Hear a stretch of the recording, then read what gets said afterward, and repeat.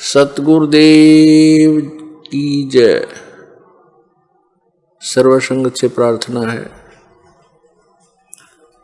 सत्संग प्रारंभ हो रहा है। कृपया सत्संग स्थल पर शांतिपूर्वक विराजमान होकर के श्रद्धा से सत्संग सुने।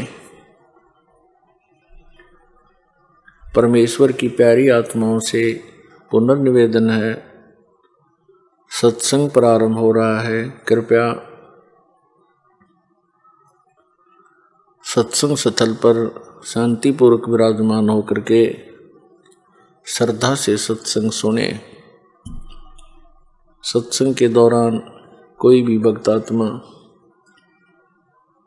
अन्य कोई बातचीत ना करे, सत्संग में ध्यान रखे। सत साहिब। संत रामपाल जी महाराज एक यस्तो महान सन्त जसले आफ्नो सद्भक्ति, तत्वज्ञान, करुणा तथा सेवाको बलले समाजमा नयाँ उदाहरण कायम गर्नुभएको छ। सन्त रामपाल जी महाराजको अगुवाईमा उहाँका सबै सतलोक आश्रमहरूले समाज कल्याणका अद्भुत कार्यहरूले समाजमा सुनौलो भविष्यको एउटा नयाँ आशा जगाएका छन्। सन्त रामपाल जी महाराजबाट नाम दीक्षा लिएपछि लाखौं मानिसहरूको असाध्य रोगहरू जस्तै क्यान्सर, एड्स आदि ठिक भए। सन्तजीको ज्ञानबाट प्रेरित भएर उनका अनुयायीहरूले लाखौं युनिट रक्तदान गरे। सन्तजीले लाखौं दिदीबहिनीहरूको दाइजो मुक्त विवाह गराउनु भएको छ।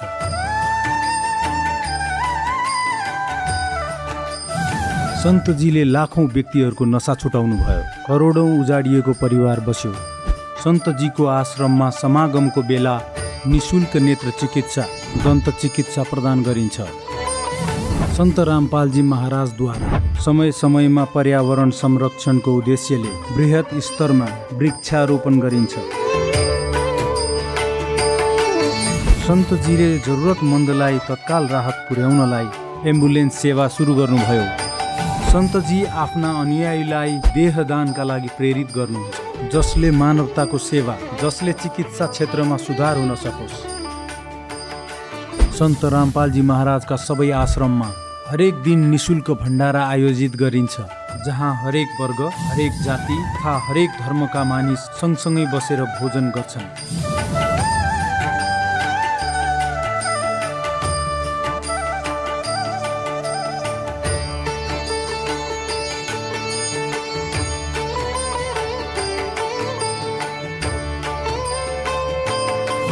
सन्त रामपालजी महाराजका आश्रममा हजारौं बुजुर्गलाई सम्मान र प्रेमका साथ जीवन जिउने अवसर प्राप्त हुन्छ। उहाँहरूको खाने, बस्ने र स्वास्थ्यको पुरा जिम्मेवारी सन्त रामपालजी महाराजले उठाउनुहुन्छ। अनाथ बच्चाका लागि सन्त रामपालजी महाराजका सबै आश्रम कुनै वरदान भन्दा कम छैन। यहाँ उनीहरूलाई शिक्षा, संस्कार तथा भविष्यका लागि सुनौलो अवसर प्रदान गरिन्छ। चाहे बाढी होस्, भूकम्प वा महामारी, सन्त रामपालजी महाराज तथा उनका अनुयायी सदा जरुरतमन्दहरूका लागि सधैँ अगाडि उभिन्छन्। कोभिड महामारीको समयमा सन्त रामपालजी महाराजका आश्रमहरूबाट करोडौं मानिसहरूका लागि भोजन, औषधि तथा जीवन रक्षक सामग्रीहरू उपलब्ध गराइयो। चाहे गरिबलाई मद्दत होस् वा कोही शोषित पीडित वर्गको हक तथा सम्मानको लडाइँमा सन्त रामपालजी महाराजले उनीहरूको दबिएको आवाजलाई सरकारसम्म पुर्याउनु भएको छ र उनीहरूलाई उचित न्याय दिलाउन महत्त्वपूर्ण भूमिका खेलेका छन्। समाजमा आध्यात्मिक तथा सामाजिक मूल्यप्रति जागरुकता ल्याउन सन्त रामपालजी महाराज हरेक पाइलामा मानवताको सच्चा सेवक साबित हुनुभएको छ। सन्त रामपालजी महाराजको जीवनले हामीलाई सिकाउँछ कि साँचो सेवा त्यही हो जुन निस्वार्थ भावले गरिन्छ।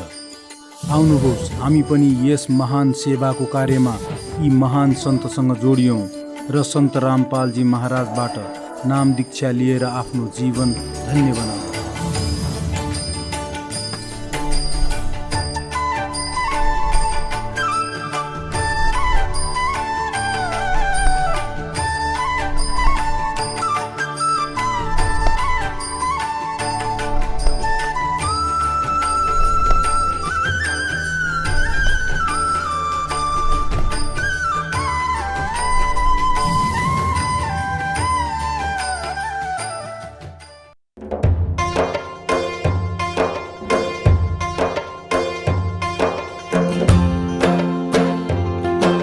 गीता अध्याय 18 को श्लोक नम्बर 62 मा भगवान स्वयं भनिरहनु भएको छ कि अर्जुन तिमी त्यो परमेश्वरको शरणमा जाऊ जसको कृपाले तिमीलाई परम शान्ति तथा शाश्वत स्थान अर्थात् सतलोकको प्राप्ति हुनेछ। त्यो परमेश्वर को हुन्, कहाँ छन्, कस्ता छन् जान्नका लागि कृपया अवश्य सुन्नुहोस् जगतगुरु तत्त्वदर्शी सन्त रामपालजी महाराजका अमृत वचन सर्व पवित्र धर्महरूका पवित्र शास्त्रहरूका आधारमा।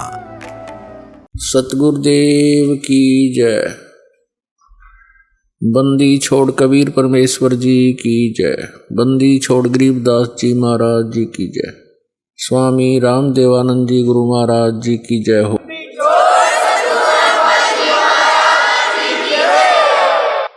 गरीब नमो नमो सतपुरुष को नमस्कार गुरु की नहीं।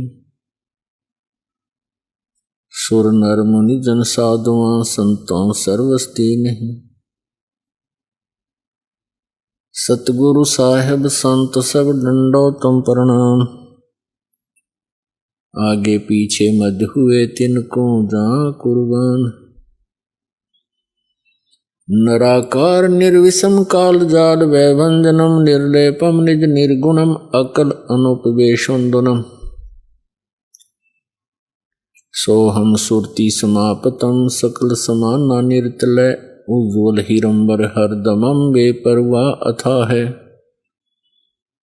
वार पार नहीं मध्यतम गरीब जो सुमर सिद्ध होई। गणनायक गलता ना करो अनुग्रह सोई पारस पद परवाना। आदि गणेश मनाऊं गणनायक देवन देवा। चरण कमल लो लाऊं आदंत करूं सेवा। परम शक्ति संगीतम रिद्धि सिद्धि दाता सोई। अवगत गुण अतीतम सत्य पुरुष निर्मोही। जगदम्बा जगदीशम मंगल रूप मुरारी। तन मन अर्पों शीसम भक्ति मुक्ति भंडारी। सुर नर मुनि जन ध्यावे ब्रह्मा विष्णु महेशा। शेष शेष मुख गावे पूजे आदि गणेशा।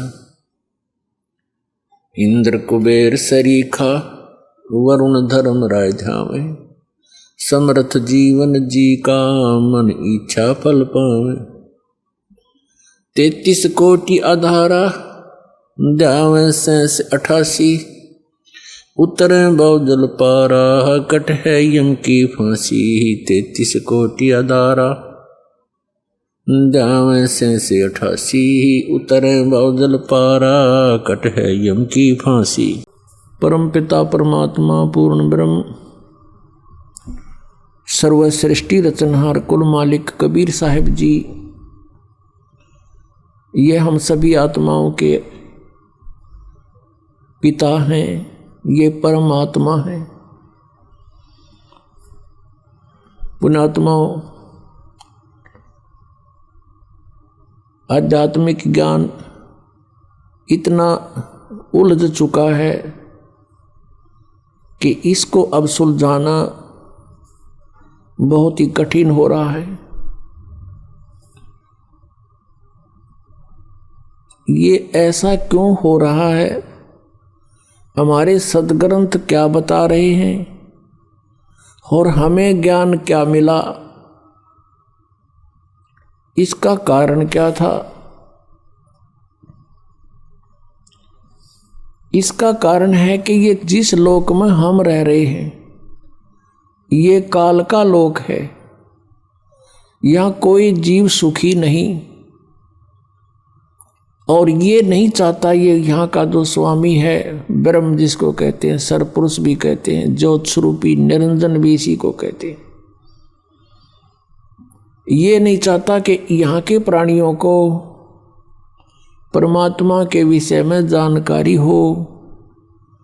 इसको भय बना रहता है कि यदि इनको अपने मूल स्थान का ज्ञान हो गया और वहाँ के सुख से ये परिचित हो गए, यहाँ कोई नहीं रहेगा। इस डर से ये राजनीति से और घटिया राजनीति से हमें यहाँ रोके हुए है। सुनियोजित षड्यंत्र से हमें यहाँ बांधे हुए हैं, रोके हुए हैं। कोई भी क्रिया देख लो, हमने विवश होकर करनी पड़ रही है। शरीर ऐसा दे दिया, यदि इसके अंदर टुकड़ा ना डालेंगे तो ये काम नहीं करे। इसकी रक्षा करनी पड़े, गर्मी सर्दी से भी बचाना पड़ेगा। सारा जीवन हम इसी शरीर के पालन पोषण में लगे रहते हैं, इसी के रख रखाव में पूरा जीवन खो देते हैं, अंत में इसको भी खत्म कर देता है। यदि ये ना नष्ट होता हो तो कोई दिक्कत ना थी। हम इतने ढीठ हो रहे हैं, इन दुखों को भी देख लेते, कोई पड़े रहते अभी। लेकिन ये नष्ट भी साथ होता है, ये डर साथ बना रहता है। कहने का भाव ये है कि जब तक हम इस आध्यात्मिक ज्ञान से पूर्ण रूप से परिचित नहीं होंगे, हम परमात्मा की भक्ति ना तो कर सकते और ना ही अपने उद्देश्य में सफल हो सकते।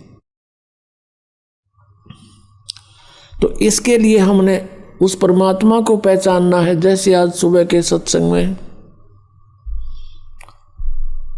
आपको सुनाया था कि पूर्ण परमात्मा परम अक्षर ब्रह्म वो स्वयं ही सतलोक से चलकर आता है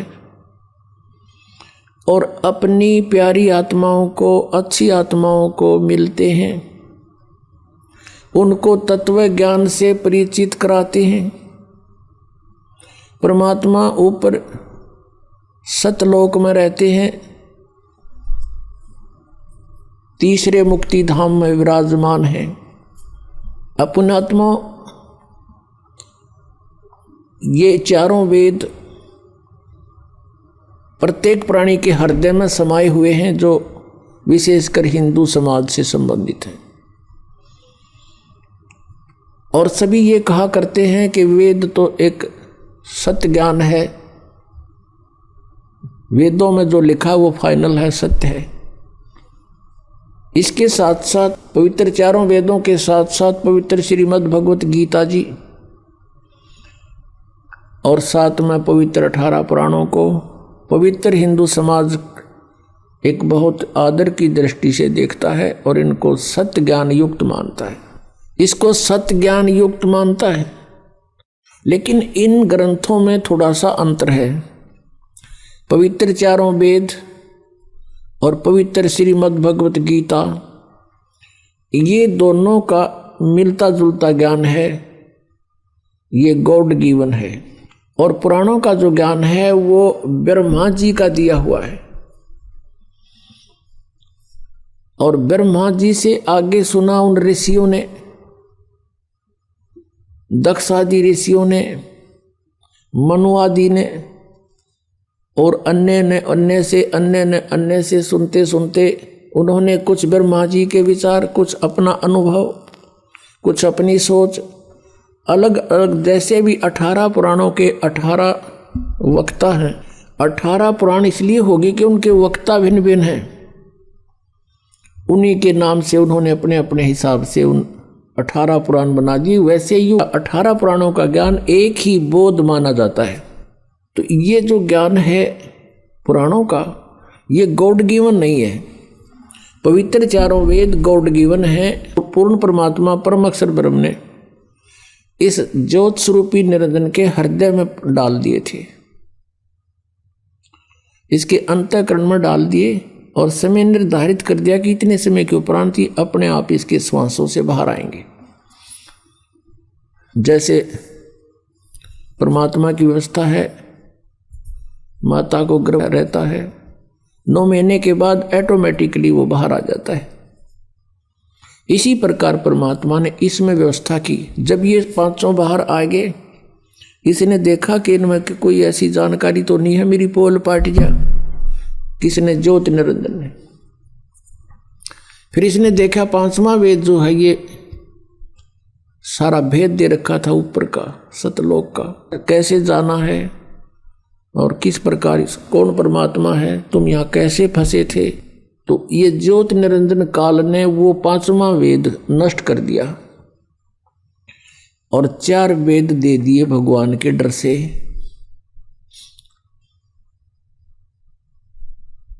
इन चारों वेदों में पूर्ण परमात्मा की महिमा है, साथ साथ में इसकी भी महिमा है।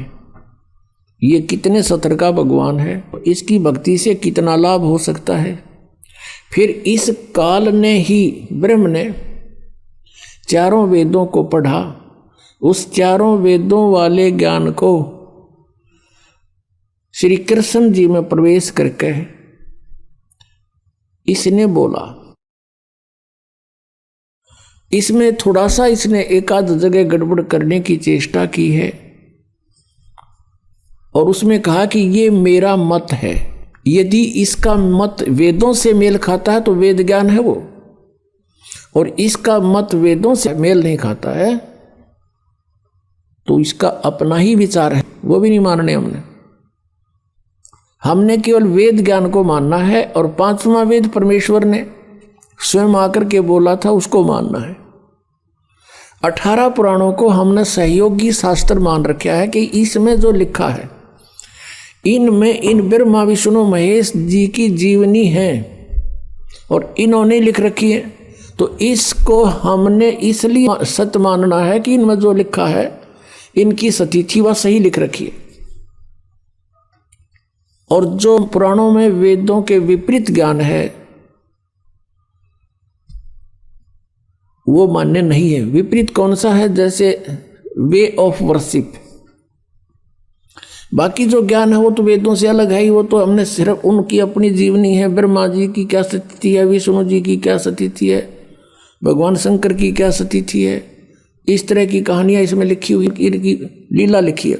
उसके साथ साथ फिर अपने ऋषियों ने अपना अनुभव लिखा हुआ है, तो उनका अनुभव यदि वेदों के अनुसार नहीं है, वे ऑफ वर्शिप उसकी ऐसी नहीं है तो नहीं मानेंगे हम। उन्होंने अपनी मर्जी से किसी में कोई मंत्र लिखा है, कोई कुछ लिखा है, वो नहीं मानेंगे क्योंकि वो उनका अपना सोच है, वेद ज्ञान नहीं है वो। तो इस कारण से वेदों का ज्ञान जो है वो फाइनल है, और पुराणों का ज्ञान भी हम केवल इसलिए मानते हैं कि जो ब्रह्मा विष्णु महेश को अजरो अमर कहा करते, सर्वेश्वर कहते थे, कालज्य और मृत्युंजय कहते थे, और वो यही कहा करते थे कि शिव पुराण में ऐसा लिखा है, विष्णु पुराण में ऐसा लिखा है, और मार्कंडेय पुराण में ऐसा लिखा है, ब्रह्मा पुराण में ऐसा लिखा है। आज हमने उन पुराणों में जो पढ़ा वो ब्रह्मा विष्णु महेश की स्थिति जैसा वो बताते थे उसके विपरीत है, और पुराण वही है। तो हमने पवित्र वेदों में ये जानना है कि उन वेदों में क्या लिखा है, क्योंकि वेद परमात्मा की ही महिमा से परिपूर्ण है, और उन वेदों ने हमें क्या बताने की चेष्टा की है। हमने उन पवित्र सदग्रंथों से ये जानना है कि भगवान कैसा है और कौन है, कहाँ रहता है, उसको कैसे पाया जाता है, हम यहाँ किस लिए दुखी हो रहे हैं, हम यहाँ क्यों भटक रहे हैं। ऋषि महर्षि भी चले गए यहाँ जख मार के, उनको भी रास्ता नहीं मिला, ये कारण क्या है। परमात्मा ने कहा कि 9 मन सूत उलझिया, ये ऋषि रहे जखमार, और सतगुरु ऐसा सुलझा दे, उलझे ना दूजी बार। परमेश्वर ने कहा कबीर साहब ने कि ये 9 मन सूत उलझा दिया इन अज्ञानियों ने, और साथ में इस काल ने, ब्रह्म ने। पुण्यात्माओं, परमात्मा कपड़ा बुनते थे, जुलाहा थे, जुलाहे की भूमिका कर रहे थे, और 1 किलो सूत शेर का करते, पहले एक शेर 1 किलोग्राम सूत यदि उलझ जा सारा दिन ना सुलझे, क्योंकि जब उसने टूट गया तो गांठ पड़ेगी, गांठ पड़ेगी तो कपड़ा साफ बना नहीं, और कपड़ा सही नहीं बना तो बुनाई मिले नहीं, जुलाहे को फेंक देंगे ठाका कि इसमें 20 गांठ लगा दी तूने। तो परमात्मा कहते हैं कि एक शेर 1 किलोग्राम सूत को सुलझाने में सारा दिन लगाना पड़ता है। तो ऐसे ये आध्यात्मिक ज्ञान रूपी सूत 9 मन उलझा दिया इन्होंने। कोई कुछ ज्ञान बताता है, कोई कुछ साधना बताता है। जैसे श्रीमद् भगवत गीता अध्याय नंबर 4 के और श्लोक नंबर 25 से लेकर 31 तक यही बताने की चेष्टा की गई है कि कोई ऐसी साधना करता है, कोई ऐसी साधना करता है, कोई ऊपर को पैर करके योगासन करता है, कोई देवताओं की पूजा करता है और कोई स्वाध्याय करता है, कोई तीक्ष्ण अहिंसावादी व्रत रखता है, जैसे मुंह पर पट्टी बांध के नंगे पैरों घूमना। और ये सभी अपनी अपनी साधनाओं को पाप ना जानते। फिर तुरंत कहा है चौथे अध्याय के 32वें श्लोक में कि इस प्रकार की बहुत विस्तार के साथ यज्ञ यानी धार्मिक अनुष्ठानों की जानकारी सच्चिदानंद घन ब्रह्म की वाणी में उस परम अक्षर ब्रह्म ने जो स्वयं आकर के अपने मुख से जो वाणी बोली है, वो 5वां वेद है। जिस वेद को काल भगवान ने नष्ट कर दिया था, उसकी पूर्ति करने के लिए स्वयं परमेश्वर ने आना पड़ा और उस ज्ञान को ऐसे तरीके से बोल के लिखवा दिया कि ये विद्वान पुरुष जो एजुकेटेड मानते थे संस्कृत के ज्ञाता, वो नो सोचे ये तो ऊट पटांग बकवाद कर रखी है, इसमें कुछ को नहीं तो इसने भी नाश करा देते ये। तो परमात्मा ने ऐसे गुप्त ढंग से, ऐसी वाणी से, सिंपल सी ऐसे लोकल सी भाषा बोल के पूरा माल भर दिया, उसमें पूरा ज्ञान ठोक दिया और फिर अपने प्यारी आत्मा से बता दिया कि अभी इसको डिस्क्लोज ना करना। जिनके समझ में आई बात, जिनको परमात्मा मिले, सचखंड दिखाया, वापस छोड़ा, तो उनसे प्रतिज्ञा करवा दी थी कि धर्मदास तो 1,00,000 दुहाई, ये मूल ज्ञान अभी की तो बाहर न जाई। मूल ज्ञान बाहर जो पढ़ी, ये बिजली पीढ़ी हंस नहीं तरही। अगर ये ज्ञान आज से 600 वर्ष पहले डिस्क्लोज हो जाता तो ये नकली संत पंथ ये डंडोरा पीटते मिलते और यही मंत्र देते मिलते। ये अधिकारी थे नहीं उस नाम के देने के, तो डुप्लीकेट पासपोर्ट से भी विदेश नहीं जाया जा सकता। तो ऐसी बात बिगड़ जाती। तो परमात्मा इस भक्ति को इस कलयुग तक लाए हैं। कहते 100 साल सीधर मैं करूं अपने जन के काज, हमारे लिए उन्होंने 100 साल सीधर करने पड़े और उस तत्व ज्ञान को आज बीचली पीढ़ी में लाकर अब डिस्क्लोज करवाया इस दास के द्वारा। इसलिए परमात्मा ने कहा कि धर्मदास तो 1,00,000 दुहाई,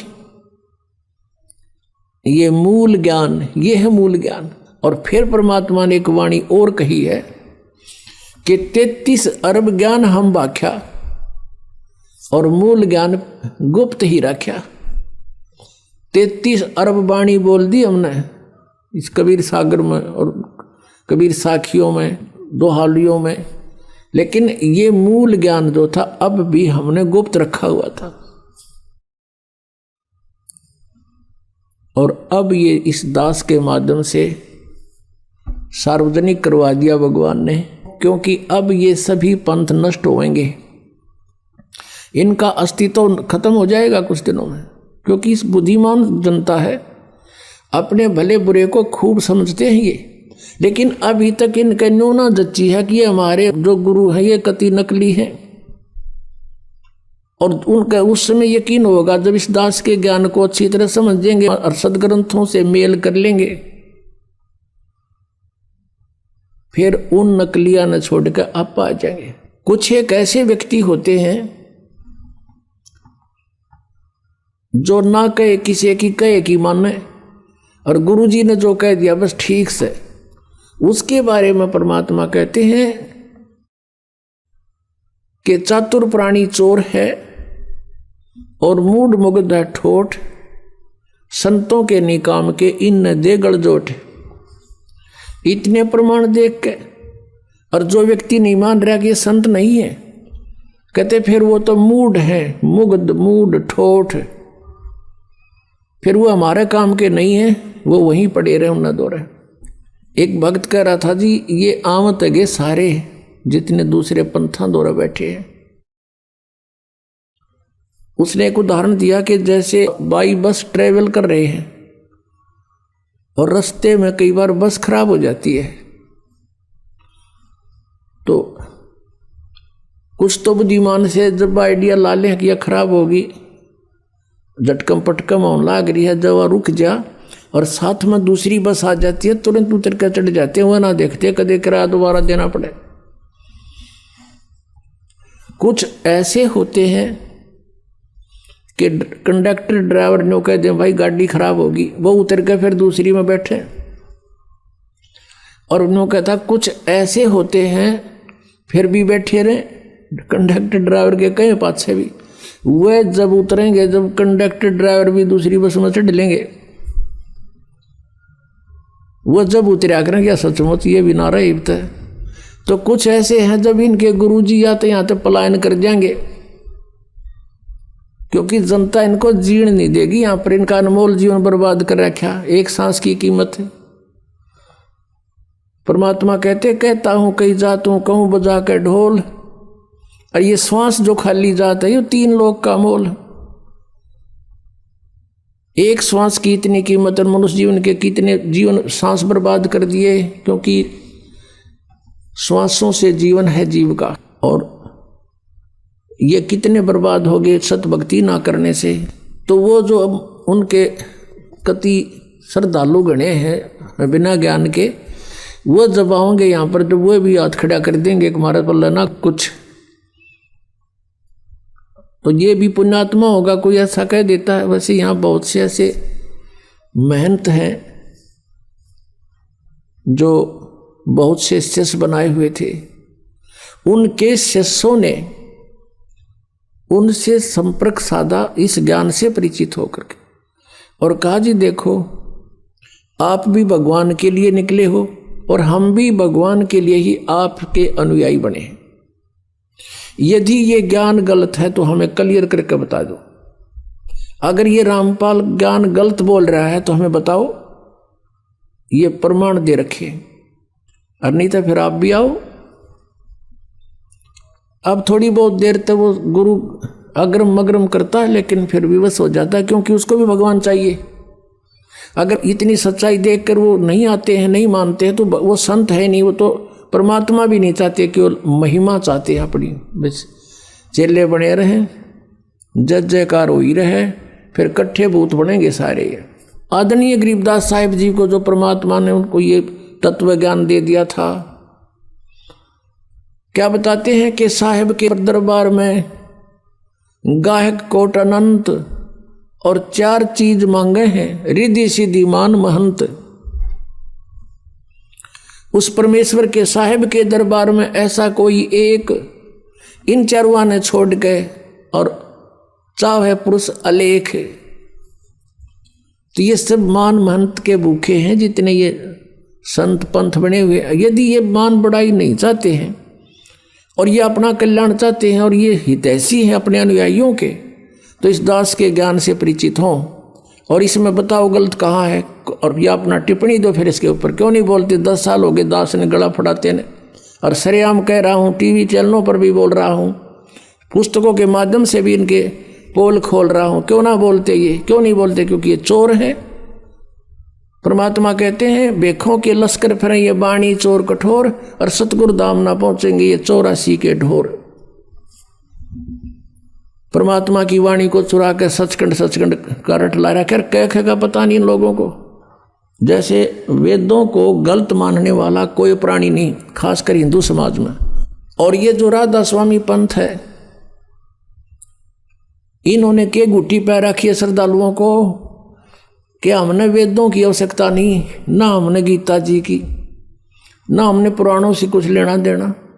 संत जो वाणी बोलते हैं वो फाइनल होती है। वो वेद भी तो किसी ने लिखे, वेद व्यास ने वेद लिखे हैं। वेद व्यास ने वेद लिखे जरूर हैं, लेकिन ये वाणी किसकी है? वेद व्यास राइटर है, जैसे गीता जी का वेद व्यास राइटर है, वक्ता नहीं है। ऐसे पुराण लिखी हैं तो पुराण जिसने जो बोला वेद व्यास जी ने लिख दिया। जो 4 वेद थे, जो उनका यथार्थ ज्ञान ऋषियों ने घोट रखा था, वो एडिट उन्होंने लिख दिया परमात्मा से प्राप्त करके, क्योंकि भगवान ने आके ज्ञान दिया था। और ब्रह्मा जी से फिर ये ज्ञान सभी ने प्राप्त किया था। तो उसने केवल लिखा है, लेकिन ये गॉड गिवन है। और ये क्या बताते हैं कि संत जो भी नाम दे दे वो ठीक, उसी से मोक्ष हो जाएगा। और फिर ये भी कहते हैं कि हमने वेदों की जरूरत नहीं है, हमारा तो ज्ञान वेदों से ऊपर का है, वेदों से ऊपर का हमारा ज्ञान है। और हम जैसे कोई कहता अभी जैसे यहाँ कमल बताते हैं शरीर में पीछे, तो वो कहते हैं हम तो सीधे त्रिकुटी से चलते हैं, हमने त्रिकुटी यहाँ नहीं है, वैसे वो यहाँ बताते हैं यहाँ बैक में होती है, और कहते हैं हम सीधे त्रिकुटी से चलते हैं, हमारा तो वहाँ से मार्ग शुरू होता है। अब पुण्यात्माओं जो वेद ज्ञान को गलत बताते हैं, तो इससे होता है कि उनका ज्ञान तो घना निर्मल होना चाहिए, वेदों से ऊपर का है, तो कुछ वेदों वाला भी थोड़ा बहुत समावेश चाहिए उसके अंदर। जैसे 10वीं का सिलेबस होता है 10th का क्लास का, तो उसमें पहली से लेकर कैक है तो वहीं से शुरू होते हैं, तीसरी चौथी पांचवी छठी आठवीं नौवीं का कुछ उसमें समावेश होता है ज्ञान का। और इनका ज्ञान दिखाते हैं आपको राधा स्वामी वालों का, जो ये कहते हैं कि हमारा ज्ञान तो वेदों से ऊपर का है। अब दिखाता है इनका ज्ञान, 2 बोल इनके भी सुना दूं राधा स्वामी वालों के। एक पुस्तक है सारवचन राधा स्वामी वार्तिक, ये देखिएगा, इसकी एक झलक दिखाते हैं आपको। सारवचन राधा स्वामी वार्तिक, राधा स्वामी सत्संग व्यास, ये कहाँ से छपी है? प्रकाशक है जगदीश चंद्र, सेक्रेटरी राधा स्वामी सत्संग व्यास, डेरा बाबा जयमल सिंह, पंजाब। 2003 में ये 16वां संस्करण है, और ये यहाँ से छपी है, printed in India by Lakshmi offset printers, Delhi. इतने में इसकी भूमिका में क्या लिखा है कि सारवचन राधा स्वामी वार्तिक हजूर स्वामी जी महाराज के वचनों का संग्रह है। ये वचन सत्संगों तथा अन्य चर्चाओं के दौरान सत्संगियों ने नोट किए थे। स्वामी जी महाराज के परम धाम सिधारने के कुछ वर्ष बाद इनका संग्रह करके पुस्तक के रूप में छपवाया गया। सन 1902 में बाबा जयमल सिंह जी महाराज ने सारवचन राधा स्वामी वार्तिक को पहली बार गुरमुखी लिपि में छपवाया। प्रस्तुत पुस्तक उसी प्रथम गुरमुखी संस्करण के अनुसार है और अब इसका हिंदी संस्करण प्रकाशित किया जा रहा है। स्वामी जी महाराज का शुभ नाम, जिसने युराधा स्वामी पंथ का चिमटा गाड़ा, जिसका प्रवर्तक माना जाता है, स्वामी जी महाराज का शुभ नाम सेठ शिवदयाल सिंह जी था। आपने 15 अगस्त 1818 में आगरा शहर में जन्म लिया। आपके पिताजी का नाम सेठ दिलवाली सिंह जी तथा माता जी का नाम महामाया जी था। आपके पूर्वज पंजाब के रहने वाले थे तथा घर में गुरु ग्रंथ साहिब का पाठ किया जाता था। आपके माता पिता हाथरस के प्रसिद्ध संत तुलसी साहिब के भगत थे। स्वामी जी महाराज ने भी तुलसी साहिब की काफ़ी संगत की थी। बचपन से ही स्वामी जी महाराज का रुझान अध्यात्म की ओर था। आपने एक कमरे में बैठकर 17 वर्ष सुरत शब्द योग का अभ्यास किया और सन 1861 में बसंत पंचमी के दिन खुले तौर पर आम सत्संग और सुरत शब्द योग का उपदेश शुरू कर दिया। पुण्यात्माओं, अब ये शिवदयाल जी तो थे सन 1818 में जन्मे आगरा में, और इन्होंने 17 वर्ष तक एक बंद कोठड़ी में बैठ के और हठ योग किया। गुरु ग्रंथ साहिब को पढ़ता था, इसके अंदर से परमात्मा का सचखंड सतलोक की तद ढूंढ लिया।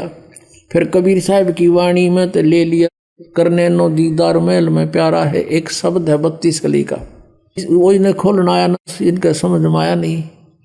तो काल से प्रेरणा थी ही इनको, और ये एक नकली सांग जोड़ कर बैठ गए। अब दिखाते इनका के ज्ञान था जो वेदों से भी उत्तम बतावे हैं। और इस पुस्तक के अंदर जो लिखा है ये कहा गया है कि ये हजूर स्वामी जी महाराज शिवदयाल जी फाउंडर ऑफ राधा स्वामी, और इसी राधा स्वामी से सच्चा सौदा सिरसा, वही ज्ञान वहीं से उपदेश प्राप्त है उनको। और ये मथुरा के अंदर जय गुरुदेव, और इधर ये ठाकुर जी महाराज थे एक, और दिल्ली में कृपाल मिशन, ये सारा एक का कुएं का पानी है। इस शिवदयाल जी के इस ज्ञान से समझ लेना उनके पास क्या है। और जनौद में एक महाराज हुए ताराचंद जी, वो भी उस राधा स्वामी के कुएं का पानी भर के यहाँ बांटे थे। वही ज्ञान ये देखना, ये वही पुस्तक चल रही है सारवचन राधा स्वामी वार्तिक, ये वही चल रही है। अब हम इसके यहाँ जाते हैं। राधा स्वामी दयाल की दया, राधा स्वामी साहेब, खुलासा उपदेश हजूर राधा स्वामी साहब का। अब शिवदयाल जी के वचनों का खुलासा लिख रखा है, जो उसने बोला वो का वो। अब दफा 1 में पढ़ते हम। सिर्फ काम इतना है कि इंसान यानी मनुष्य अपनी सूरत यानी रूह को उसके खजाने और निकास यानी मुकाम सतनाम और राधा स्वामी में, मुकाम माने स्थान, सतनाम स्थान कहा है, राधा स्वामी भी सतनाम का स्थान कहा है, मुकाम।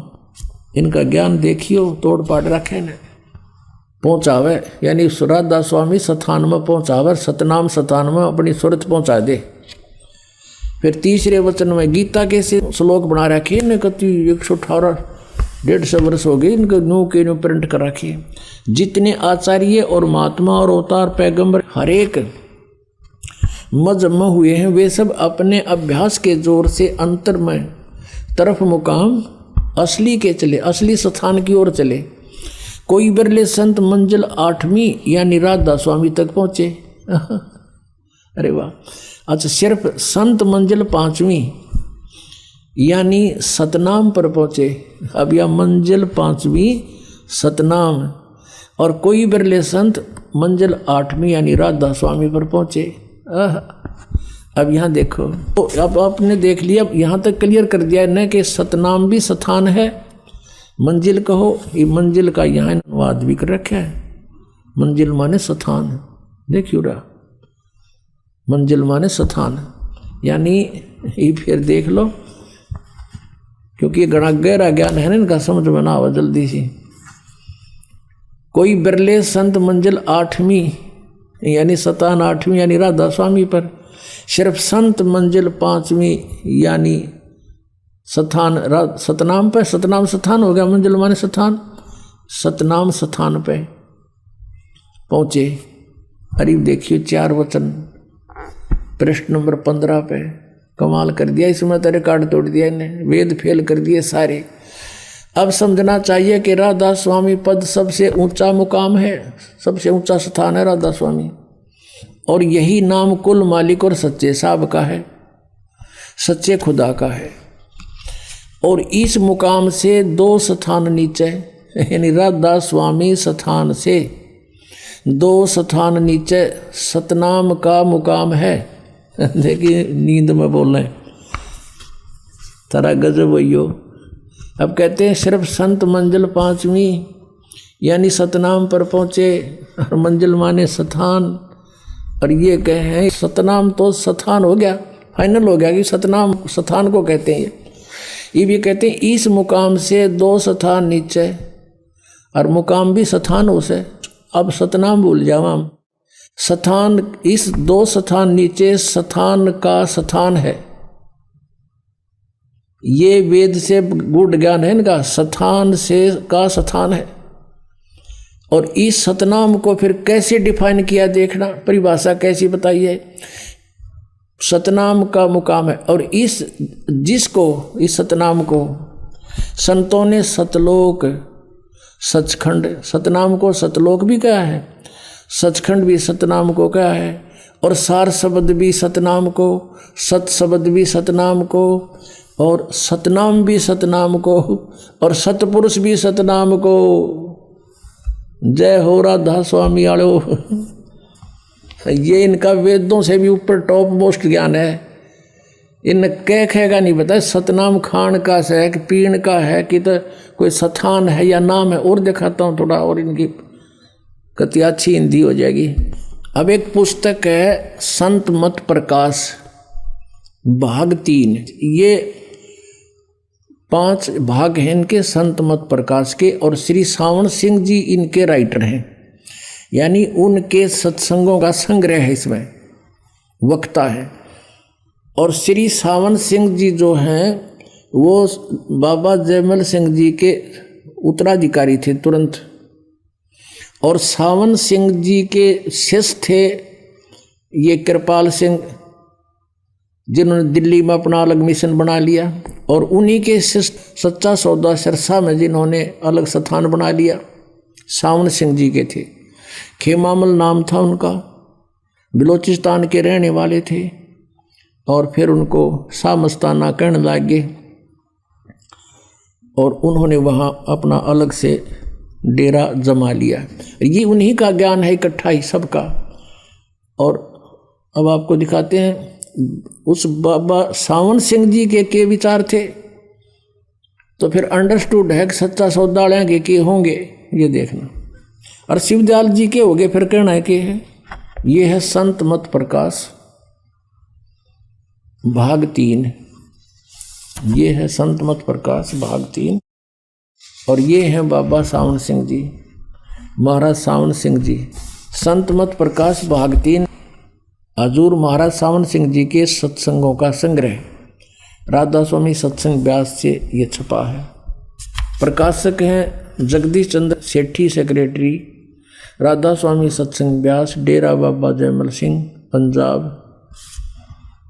और ये यहाँ से छपी है। Printed in India by Gopsons paper limited. अब इसमें दिखाते हैं आपको, 102 पृष्ठ पे लिखा है, इसके 102 पृष्ठ पे संत मत भाग 3 यहाँ लिखा है, इसने इस सतपुरुष सतनाम कहाई, सतलोक निज पाया आई। इसका डिफाइन किया इसने, इस सेंटेंस का। सचखंड या सतनाम चौथा लोक है, जागे ना, सचखंड या सतनाम चौथा लोक है, और सभी के अंदर है, आपके अंदर है ये सचखंड सतनाम। और अगर यह सतगुरु से राह लेकर मेहनत करके अंदर पर्दा खोल ले तो सचखंड पहुंचा जा सकता है। ठीक, अब हमने ये देखना है कि यहाँ कह रहा है ये सचखंड या सतनाम चौथा लोक है, ये सतनाम चौथा लोक है, ये अपने अंदर है सबका। अब दिखाते हैं आपको 107 पृष्ठ पे, 106-7 पर देखना।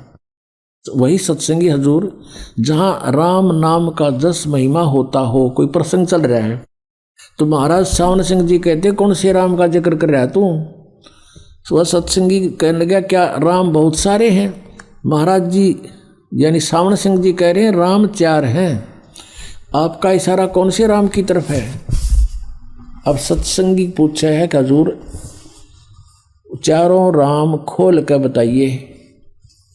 महाराज जी लागे खोलन, फिर एक राम दशरथ घर डोल है, एक राम सब घट घट में बोल है, एक राम का सकल पसारा, एक राम त्रिभुवन से न्यारा। और देखो इसका अनुवाद किया भी इसने। पहला राम राजा दशरथ के बेटे थे जो त्रेता युग में अवतार थे, आए और अपनी ड्यूटी अदा करके चले गए, लेकिन अब हमें नहीं मिल सकते, हमारा काम नहीं कर सकते। अब दूसरा राम मन है जो घट घट में व्यापक है। तीसरा राम ब्रह्म है जो सारी त्रिलोकी को पैदा करता है, पालता और नाश करता है। चौथा राम सतनाम है, यो असली राम है। इनका अकल देखो, पत्थर पड़ रहे इन पे। कित सतनाम स्थान है, एव यो सतनाम राम है, यो असली राम है। पुण्यात्मा परमात्मा कहा करते थे मोती मुक्ता दर्शत नाही, ये जग है सब अंधरे। दिखत के तो नैन चश्म, इनका फेरा मोतिया बंदरे। अब इस संत मत भाग 4 में आपको दिखाते हैं इसी सावण सिंह जी के बोल। ये क्या कहते हैं, इससे पहले थोड़ा सा इस सच्चा सौदा को और दिखा देता हूँ। आपको दिखाते हैं एक पुस्तक है सचखंड की सड़क। नाम तो ऐसा बड़ी लिख देंगे जो आदमी कटका मर जाए, इनके ऊपर वह कमाल कर रखा होगा इस पुस्तक में। सचखंड की सड़क कति यानी मेटल रोड सीधी, कति कोई दिक्कत नहीं उसमें। ऐसा नाम तो ऐसा लिख दिया, इवन की दिखावा मेटल रोड की सा खड्डे नरे। अब ये एक पुस्तक है सचखंड की सड़क, पहला भाग। इसके राइटर हैं दासन दास हजूर महाराज सतनाम सिंह जी, डेरा सच्चा सौदा सिरसा। ये नाम भी सतनाम धरे अपना, सतनाम सिंह। अब ये सतनाम जी थे जो सच्चा सौदा के जो प्रवर्तक माने जाते हैं। वो श्री बलोचिस्तानी शाह मस्ताना के खेमामल सिंह जी के सीधे उत्तराधिकारी थे, दूसरे, यानी पहले वो थे, दूसरे। उसने ये लिखा है ये पुस्तक सतनाम सिंह जी ने। ये देखना कहाँ से, धन धन सतगुरु तेरा ही आसरा और सचखंड की सड़क, पहला भाग। ये वही है महाराज जी सतनाम सिंह जी की तरफ से ये को। और ये कहाँ से छपया है, ये प्रकाशक हैं इंद्र सेन प्रबंधक, डेरा सच्चा सौदा सिरसा हरियाणा भारत। मुद्रक हैं इंद्र सेन प्रबंधक, परमार्थ उपदेश प्रिंटिंग प्रेस, डेरा सच्चा सौदा, सतनाम सिंह जी मार्ग सिरसा हरियाणा, पिन कोड। इसके 226 पृष्ठ पर हम ले चलते हैं आपको। ये है 226 पृष्ठ सचखंड की सड़क।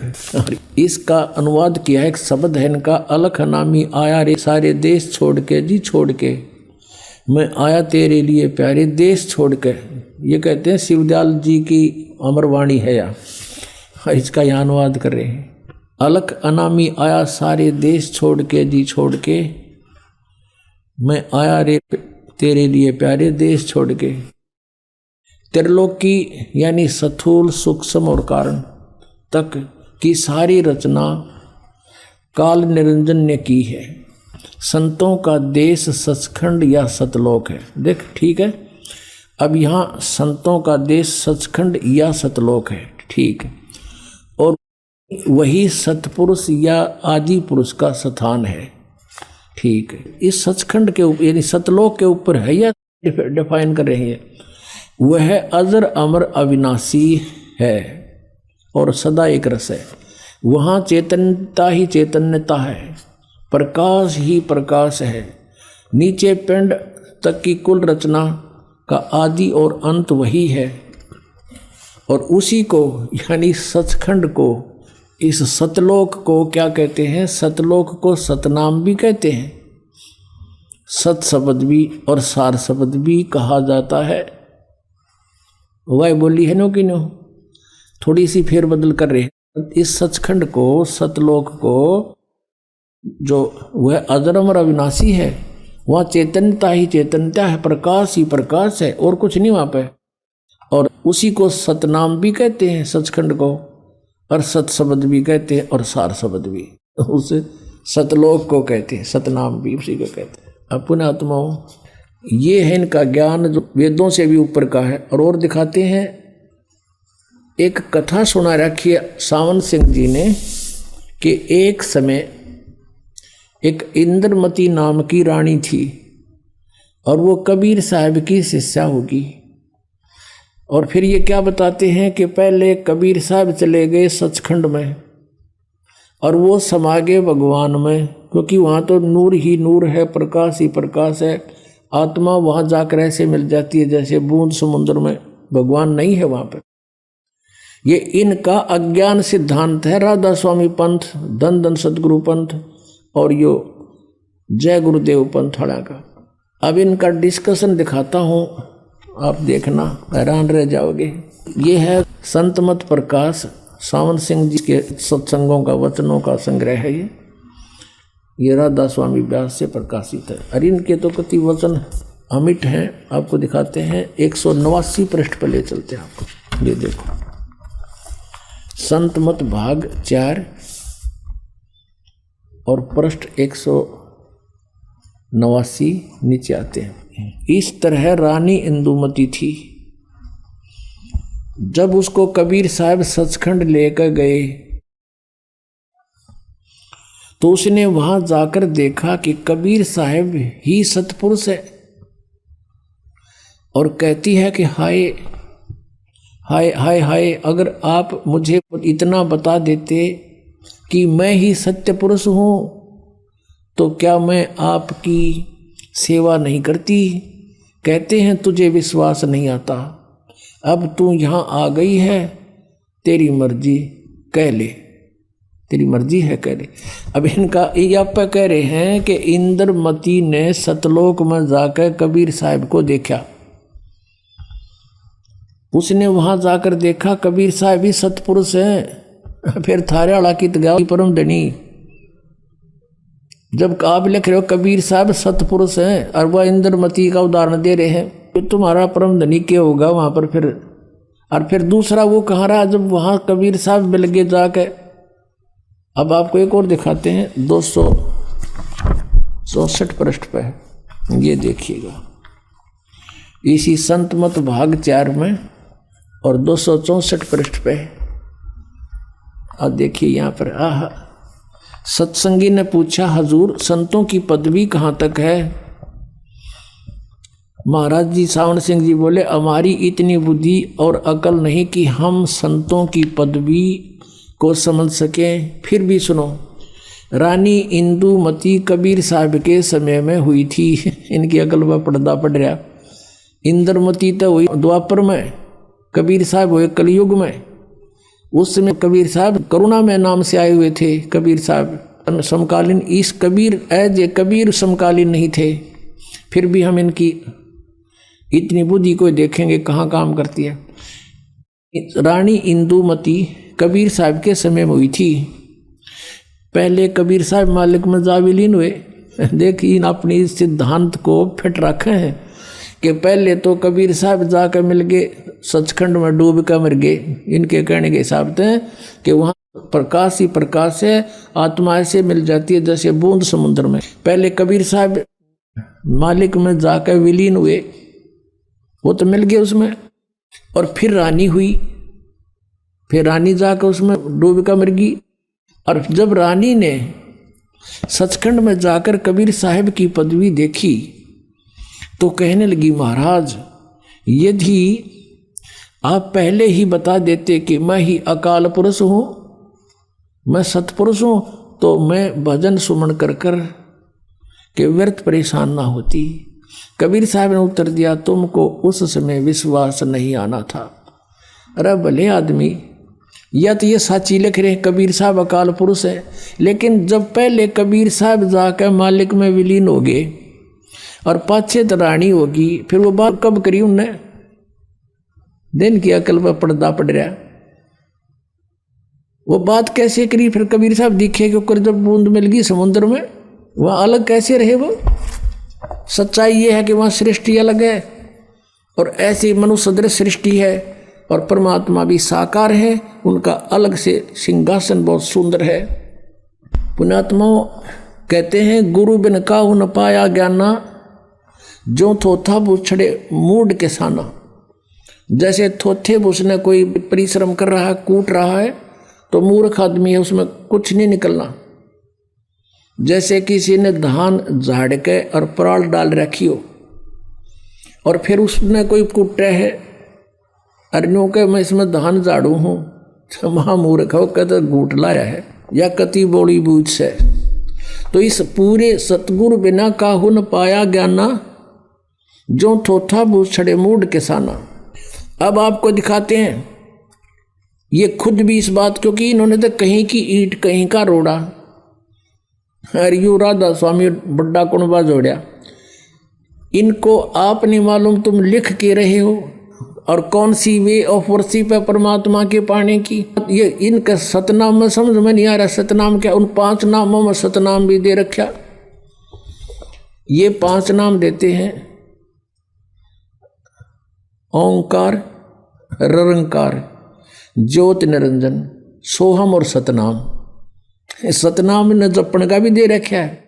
और सतनाम फिर बोला सचखंड भी यही है, सतपुरुष भी यही है, और सार नाम भी यही, सतनाम भी यही है, और सार शब्द भी यही है। जैसे किसी ने जंगल में रहता हो, कदे कार देखी ना सुनी हो, सड़क भी सुन रखी हो, पेट्रोल भी सुन रखा हो, उससे कोई पूछे भी तू कार में जाता है, कार देखी है तूने, तो बता कार कैसी होती है, पेट्रोल किसे कहते हैं। तो वो कहे कि पेट्रोल कार को ही कहते हैं। सड़क किसे कहते हैं, कार को ही कहते हैं। अरे शहर किसे कहते हैं, कार को ही शहर कहते हैं। ड्राइवर किसे कहते हैं, कार को ही ड्राइवर कहते हैं। वाह रे इंजीनियर। तो इसे थे ये महाराज, इसे थे ये सचखंड के संदेश देने वाले। इन कह का भी नहीं पता सचखंड के बारे में। कहते हैं बेखों के लश्कर फिर ये वाणी चोर कठोर, परमात्मा की वाणी चुरा के न सचखंड हल्दी की गांठ पर पंसारी बन गए। और सतगुरु धाम ना पहुंचेंगे ये 84 के ढोर। यहां तक कहा है कि सतलोक में नहीं जा सकते ये लोग, क्योंकि इनका साधना गलत है। एक पुस्तक है घट रामायण, आपने श्री शिवदयाल जी की जीवनी में थोड़ा सा पढ़ा कि इनके घर पे गुरु ग्रंथ साहिब का पाठ होता था, और तुलसीदास हाथरस वाले के शिष्य थे इनके माता पिता। अब घर में कोई चर्चा चल रहा है तो बच्चे भी तो सुनते हैं, जब पाठ हो रहा है, सत्संग होता है, तो इसको किसी ने फिर मिसगाइड कर दिया, और उससे भी न्यारा उसने 500 नाम शुरू कर दिए। अब ये क्या लिख रखा है घटरायण में, 500 नाम काल के जानो। ये देखिए, ये है घट रामायण तुलसी साहिब हाथरस वाले की, बेल्डियर प्रिंटिंग प्रेस इलाहाबाद से ये छपी है। ये 2 भागों में है, हम प्रथम भाग दिखा रहे हैं आपको। अब ये 27 पृष्ठ पर देखिएगा। अब यहाँ से शुरू करते हैं, भेद पिंड और ब्रह्मांड का। अब यहाँ से शुरू कर रखा, वैसे इन्होंने बहुत लंबा चौड़ा, हम थोड़ा हलेंगे। दानी कह जीव सुन बाता, बिना दान कर हो मैं घाता। जब जीव कहे समझ सुन भाई, करो घात के ही कारण जाई। अंतर गुफा तहाँ चल जाऊं, तहाँ साहिब के दर्शन पाऊं। 500 नाम जीव जब भाख्या, और 6ठा नाम गुप्त कर रख्या। 500 नाम काल के जानो, तब दानी मन शंका आनो। ओए ये 500 नाम तक काल के हैं, तब दानी मन शंका आनो। निर्गुण निराकार निर्वाणी, धर्म राय ये 5 बखानी। जीव नाम निज कह विचारी, जान बूझ दानी झक मारी। कह जीव दानी भाई, दर्गवाने धिक्कार है। कह जीव दानी भाई, हम चल जाई नाम चितलाई। दानी दान चुकाओ आई, जब यह बाट निभन तू पाई। कहकर अंश कहाँ तुम जाई, बात आपनी को समझाई। कह जीव सतलोक निवासा, मैं चल जाऊं पुरुष के पासा। दानी कह दूर है भाई, अगम पंथ कैसे निभ जाई। कौन नाम मार्ग को जाई, और कौन नाम से उभरे आई। इतना भेद कहो समझावा, और बाट जीव जब घर की पावा। अब जीव बोलता है, दानी सुन विधि बात हमारी, हम चल जावा पुरुष दरबारी। कहते हैं सुरत नृत ले लोक से धाऊं, आदि नाम ले काल गिराऊं। उन 5 नामों से अलग है ये आदि नाम ले काल गिराऊं, और सत नाम ले जीव उभारी। अस चल जाऊं पुरुष दरबारी। अब ये सतनाम के है, और आदि नाम क्या है। सतनाम ये 2 अक्षर का है, इसमें एक ओम है। गीता जी अध्याय नंबर 17 के श्लोक नंबर 23 में क्या है, ओम तत्सत इति निर्देश है ब्रह्मण त्रिवेद समर्थ है। ओम त ब्रह्म का और तत् परब्रह्म का, यानी अक्षर पुरुष का। तो इस सतनाम में, ये सतनाम 2 अक्षर का है, एक ओम प्लस में दूसरा तत्, वो सांकेतिक। और सार नाम ये आदि नाम है। इन तीनों, इनसे मोक्ष होगा जीव का, ये क्लियर कर रखे। ये पांचों नाम काल के जानो, ये पांचों नाम तो काल के हैं। निरंकार, ओंकार, ज्योत, निरंजन, सोहम और सतनाम, ये कबीर साहब इकट्ठे कर लिए। अपने आत्माओं, अब ये तो है इन राधा स्वामी वालों का ज्ञान, 5 नाम देते। अब हम आते हैं वे ऑफ वर्शिप पे। पहले दिन का ज्ञान देख लिया, सचखंड क्या, सतलोक है, न कह का नहीं पता। फिर इनकी वे ऑफ वर्शिप क्या, साधना क्या है, जिससे मोक्ष मान रहे हैं कि हम सचखंड जाओगे और त्रिकुटी तो शुरू होवांगे। ये बच्चों वाला खेल बना रहे हैं इसको।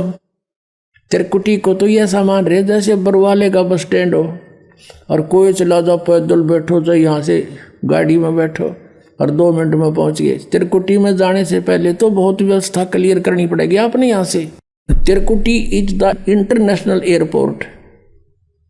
इंटरनेशनल एयरपोर्ट पर जो व्यक्ति जाता है उसने पहले ही निर्धारित होता कहाँ जाना होता, उसके लिए सारे पासपोर्ट और किराया वो पहले जुगाड़ जोड़ना पड़ा। नो ड्यू सर्टिफिकेट उस देश का, स्वदेश आने के लिए। तो हम यहाँ काल के लोक में रह रहे हैं। यहाँ के 5 प्रधान हैं। गुरु ग्रंथ साहिब में ऐसा लिखा है 5 प्रधान। ये 5 प्रधाना के ये 5 नाम हैं जो दास आपको देता है। ये 5 नाम नहीं है जो ये राधा स्वामी वाले देते, वो 5 नाम अलग हैं। ये 5 नाम ये कमलों के हैं जो आपको दिए जाते हैं प्रथम मंत्र में। तो अब हमने इनकी वे ऑफ वर्शिप देखनी है कि पूजा करते हैं। वास्तविक वे ऑफ वर्शिप कौन सी है, रियल यानी सच्ची साधना कौन सी है, और किन किन महापुरुषों ने करी जिनको हम मोक्ष प्राप्त मानते हैं। आप पे बात खत्म हो जाएगी, आप पे निर्णय हो जाएगा। अब देखिएगा संत मत भाग 4, ये है हजूर सावन सिंह जी के सत्संगों का संग्रह। और ये कहाँ से छपी है, ये आपको दिखाई दी थी। संत मत प्रकाश बाग 4, महाराज सावन सिंह जी प्रकाशक, ये सेवा सिंह सेक्रेटरी, राधा स्वामी, सत्संग व्यास, डेरा बाबा जयमल सिंह, जिला अमृतसर। मुद्रक हैं Sartaj printing press, Tanda road, Joshi state, Jalandhar से। अब हम इसके 261 पृष्ठ पर आते हैं। कमाल कर रखा है।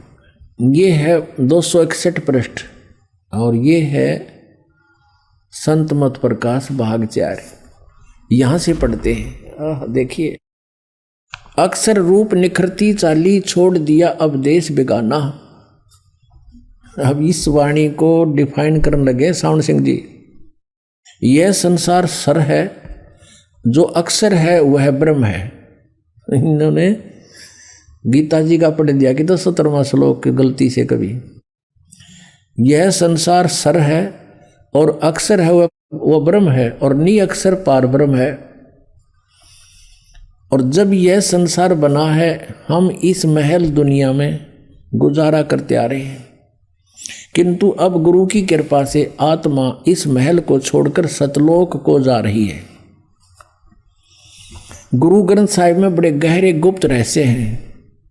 एक स्थान पर आता है कि 52 अक्षर लोक तरह सब कुछ इनके माही, ये अक्षर खिर जाएंगे वो अक्षर इनमें नाही। गुरु ग्रंथ साहिब के इस पृष्ठ पे आगे क्या लिखा है कि सोई गुरु पूरा कहावे, 2 अक्षर का भेद बतावे, एक छुड़ावे एक लखावे, तो प्राणी निज घर को पावे। फिर कहते हैं जे तू पढ़ा पंडित, बिन 2 अक्षर 2 नावा, प्रणवत नानक एक लंघाए, जे कर सच समावा।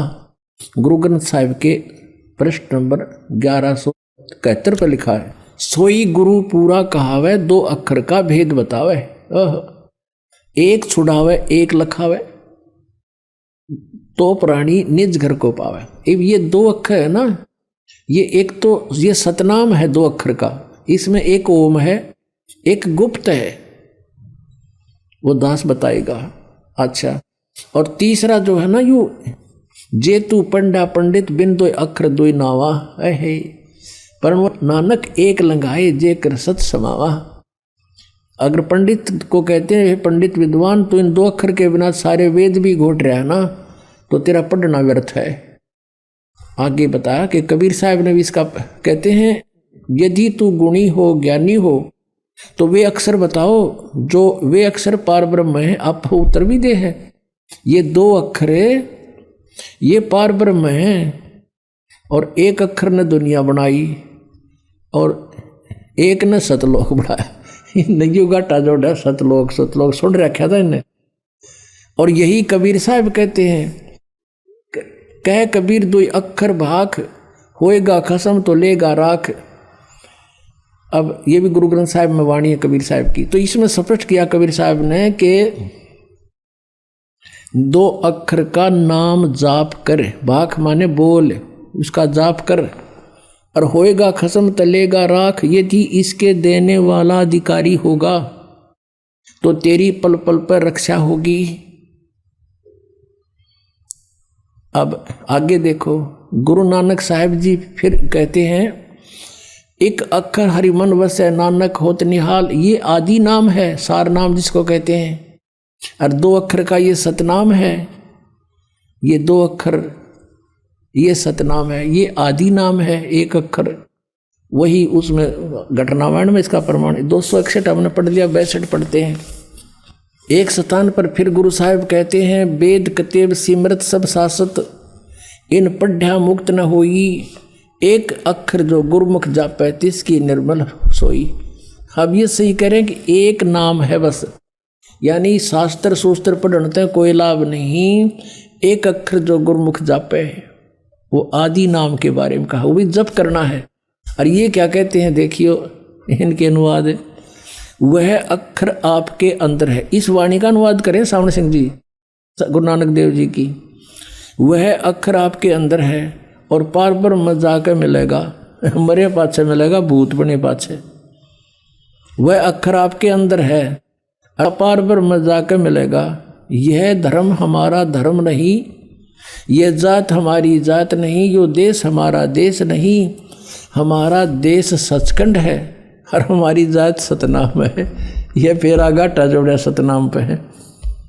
इबिया जात होगी इनकी सतनाम की, तो सचखंड सतनाम की, तो सतलोक सतनाम की, तो सथान सतनाम, सार नाम सतपुरुष भी सतनाम है और असली राम भी सतनाम। अरीब ने क्या हमारी जात सतनाम है, सतनाम, और हमारा धर्म सतपुरुष है। जो धर्म का इसने, ये तो भगवान है अपना। यह पराया देश छोड़कर आत्मा अपने देश को जा रही है। अब देखियो, सूरत साफ उड़ी ऊंचे को, छूट गया सब महल पुराना। अब आत्मा पुराने महल को जिसमें लाखों जन्म रही छोड़कर सतनाम में जा रही है। सतनाम में ना समझ मारा ये के बांड है। अब सतनाम में जा रही है। अब आगे देखो, आगे चढ़ चढ़ अधर समानी, शब्द शब्द का मरम पिछानी। ये इनकी अपनी वाणी है बनाई हुई। अंदर शब्द के दर्जे हैं, ये अंदर पाओगे ओम शब्द और सोहम शब्द और सत शब्द। परमात्मा कहते हैं सोहम शब्द हम जग में लाए और सार शब्द हमने गुप्त छिपाए। कबीर साहब की वाणी से निकाल लिया नहीं हो, पर बिना ज्ञान के सिर पैर बिना समझ माओ इनके। अब कहते हैं अंदर शब्द के दर्जे हैं ओम शब्द, सोहम शब्द और सत शब्द।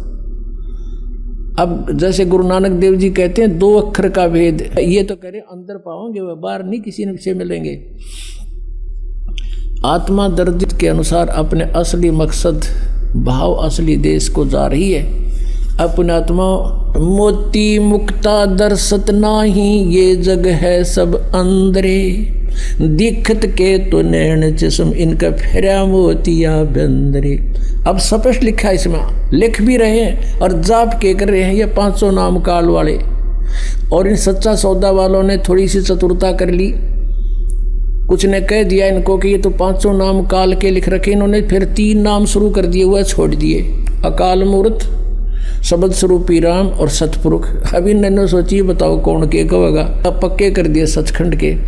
अरे अकाल मूर्त कहो, चाहे उसको शब्द स्वरूपी राम कहो, चाहे सतपुर कहो, वो तो हमने पाना है, उसको तो हमने ढूंढना है, खोजना है, उसके पास तो पहुंचना है। ये तो पर्यायवाची नाम है। जैसे जल पानी नीर, जल पानी नीर, अरे जल को तो खोजना है, वो कैसे मिले? जैसे नीचे जमीन में जल है और उस जल को पाने की विधि है हैंडपंप ला, बोकी मार, और बोकी मारता रहे, फिर मशीन फिट कर। अब जैसे आपको 2 अक्षर का नाम दास देता है, जिसको सतनाम कहते हैं, उस सतनाम से बोकी लगाई जाती है श्वास और उस श्वास से, और फिर वो बोकी यानी वो पाइप पहुंच जाती है जल तक, फिर उस पर हैंड पंप मशीन लगाई जाती है। मशीन समझ लो वो है सारनाम। और ये 2 अक्षर का जो 2 मंत्र आपको दिए जाते हैं, ये समझ लो पाइप और बोकी मारना, श्वास उस श्वास की बोकी मारनी आपने, और फिर सारनाम जब आपको वो मिल जाएगा हैंडपंप का मशीन ऊपर की, फिर करो सिमरन और परमात्मा यानी जल प्राप्त होगा।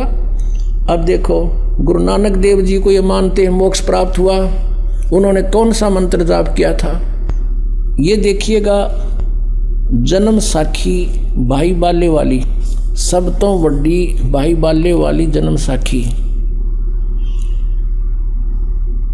Doctor Jawahar Singh Kripal Singh and company, ये इसके छापने वाले प्रकाशक हैं। ई जन्म साखी अज तक छप चुकिया नालों वड्डी है, सब तो वड्डी ते पुरातन है पुरानी, भाई बाले वाली जन्म साखी। श्री गुरु नानक देव जी दी पंजे साहिब दी साखी ते 10 पातशाह दे जीवन समेत मुकम्मल साखियां हन। प्रकाशक हैं doctor Jawahar Singh Kripal Singh and company, पुस्तकां वाली गली नंबर 8 और ये बाग रामानंद अमृतसर। इतना ये नोट, साड़ी कोई ब्रांच नहीं है, ये तो अपना इनका होगा। अब इसके 547 पृष्ठ पर हम आते हैं। ये 547 पन्ना है जन्म साखी का, ये समुद्र दी साखी। अब यहाँ आते हैं। बाला संधु वाच, बाला संधु बोले, बाला संधु बोले, जो बाला और मर्दाना 2 शिष्य थे श्री नानक देव जी के, अंगद जी को बता रहे हैं। बालाजी अंगद जी पूछ रहे हैं, आप उनके साथ रहा करते थे, गुरु जी की कोई महिमा सुनाओ। तो बाला संधु वाच, ताते है गुरु अंगद जी, जद गुरु नानक जी अजीते अजीते पासों विद्या होए, ता मर्दाने किहा सच्चे पातशाह जी असा समुद्र ता देखिया पर लंका नहीं देखी, जिथे रामचंद्र जी चढ़ाई कीती है। ता गुरु नानक जी किहा चलो भाई बाला ते मर्दाना, तुहानू रंज नहीं करना, आँखी मीटो, आँख मीचो। जा आँखी मीट के खो लिया, ता समुद्र दे कंडे जाई खड़े होए, ते आखण लगे बाला ते मर्दाना, मेरे पीछे पीछे चले आओ, और मुखों वाहेगुरु वाहेगुरु कहिंदे आओ। ते आगे आगे गुरुजी तुर पे, जैसे धरती ऊपर तुरदे सन, समुद्र में चल पड़े जैसे धरती पर चलते, उसी तरह समुद्र ऊपर तुर पे जहाँ चले जावण, ते पीछे पीछे बाला ते मर्दाना जावण। ता मर्दाने विचार कीती कि गुरु जी गुरु नानक देव जी ओम सोहम जपदे जांदे हन। ता मर्दाना भी ओम सोहम लगा जपण, ते लगा गोते खावण। जा गुरु नानक जी देखण, ता मर्दाना गोते खांदा है। ता गुरु जी कहा कि मर्दाना तू गुरु जी दी करनी वल नहीं देखना, गुरु जी दे वचना पर चलना चाहिए। तू मर्दाना ओहे आख जे असा आख्या है। ता मर्दाना फेर लगा वाहे गुरु वाहे गुरु कहन ता फिर जल ऊपर, उसे तरह तुरन लगा। पुणात्माओं, ये जो जन्म साखी है यानी गुरु नानक देव जी के विषय में और सब अन्य गुरुओं के विषय में सत्ज्ञान है इसमें लिखा हुआ। अब ये हिंदी की में अनुवाद है, पंजाबी शायद ना कहीं आगे समझ में आई हो, ओम सोम के लिख रखा है ना समझ में आया हो। ये है भाई बाले वाली गुरु नानक देव जी की जन्म साखी, भाई चतर सिंह जीवन सिंह अमृतसर से ये छपी है। भाई बाले वाले गुरु नानक देव जी की जन्म साखी, पंजे साहिब और 10 पातशाह का जीवन संपूर्ण साखी सही दर्ज, भाई चतर सिंह जीवन सिंह अमृतसर प्रकाशक है इसके 559 पृष्ठ पे है ये समुद्र दी साखी। एक दिन मर्दा ने कहा कि महाराज मेरा मन चाहता है कि समुद्र में जो लंका है वहां का भ्रमण किया जाए। तो ऐसे ही चलते चलते अब ये सारा ये आ गया कि आगे आगे गुरुजी ओम सोहम का जाप करते चले जा रहे थे। वो पंजाबी ना समझ में आई होती, हिंदी में ननक रखी है। और फिर मर्दाना ने सोचा हम भी ओम सोहम का जाप क्यों ना करें। जब मर्दाना भी ओम सोहम की रट लगाने लगा तब वह लगा गोते खाने। गुरुजी पीछे पीछे तो हंसकर कहने लगे कि ये मर्दाने से इसका धर्म है कि वह गुरु के बताए मार्ग पर चले, इसलिए तू फिर वाहे गुरु जप, तेरा उसी से कल्याण है। पुण्यात्माओं, ऐसा क्यों कहा गुरु नानक देव जी ने? स्वयं तो जाप जप रहे सतनाम का और शिष्यों को कह रहे हैं ये नहीं जपना,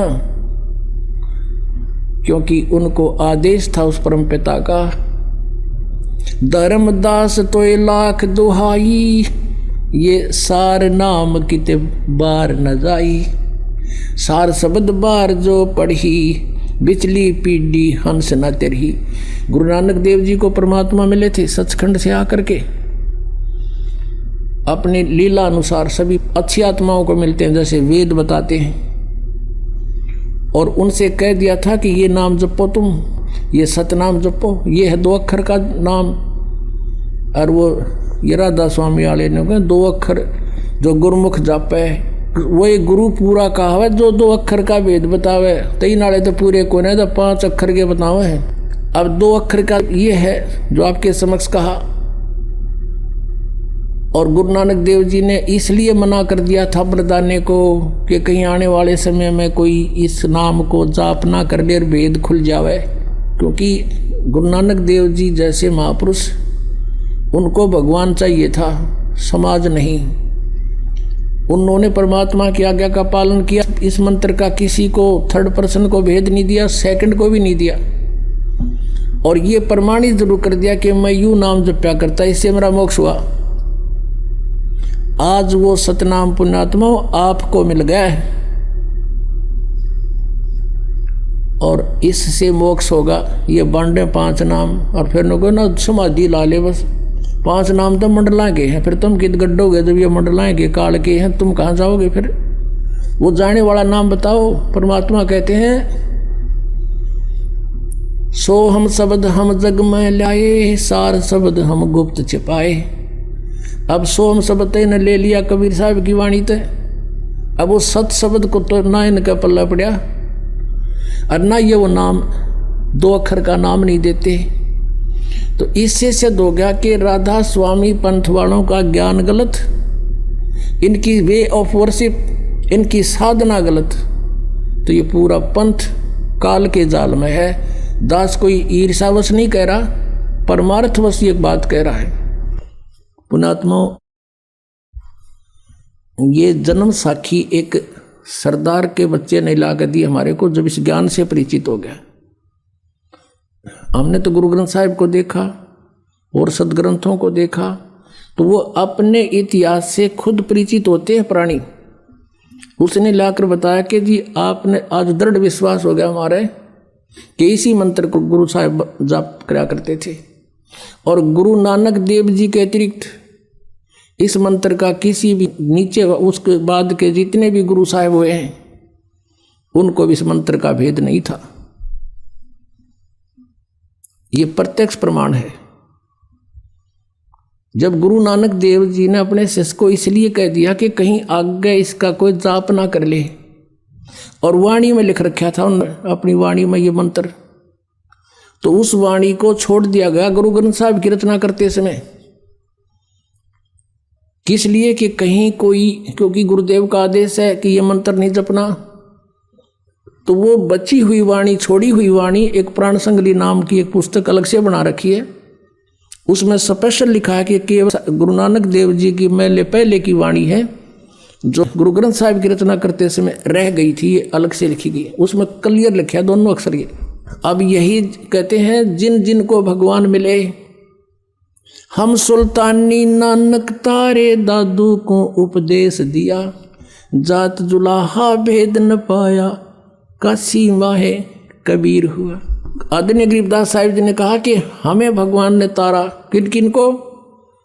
हम सुल्तानी, इब्राहिम सुल्तान अधम नामक एक मुसलमान राजा थे, नानक जी को, दादू जी को, हम सुल्तानी नानक तारे दादू को उपदेश दिया, जात जुलाहा भेद नहीं पाया, वो काशी माहे कबीर हुआ। अब गरीबदास साहिब जी ने अपनी अमृतवाणी में लिखा है, ओ हम सो हम पालड़ रंग होरी हो, 14 लोक चढ़ावे राम रंग होरी हो, 3 लोक पास्यंग धरे रंग होरी हो, तो ना तुले तुलाया राम रंग होरी हो।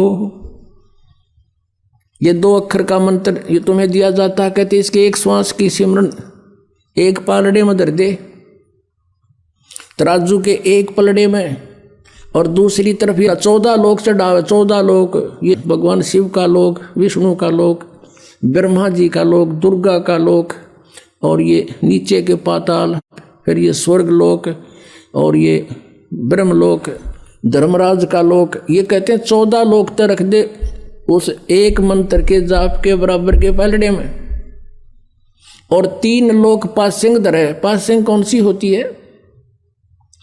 जैसे हमारे घरों में ये बिजनेस करने वाले जो बनिए आते थे गेहूं कणक तोलने के लिए, जैसे गेहूं गुड़ शक्कर जो भी मोल लेने आते थे, तो वो क्या करते थे, पहले धनी को तराजू दिखाते थे, देख ले भाई, उसमें जो थोड़ी त्रुटि होती थी तो उसको बैलेंस बनाने के लिए, उसकी करेक्शन करने के लिए जो सामान, जैसे गेहूं तोलना है तो गेहूं 2 मुट्ठी उठाकर दूसरी साइड डाल लेते थे ताकि वो उसमें जो डिफेक्ट है वो ठीक हो जाए, उसमें कोई डिफेक्ट ना रहे, पलड़ा बिल्कुल पैरेलल हो जाए।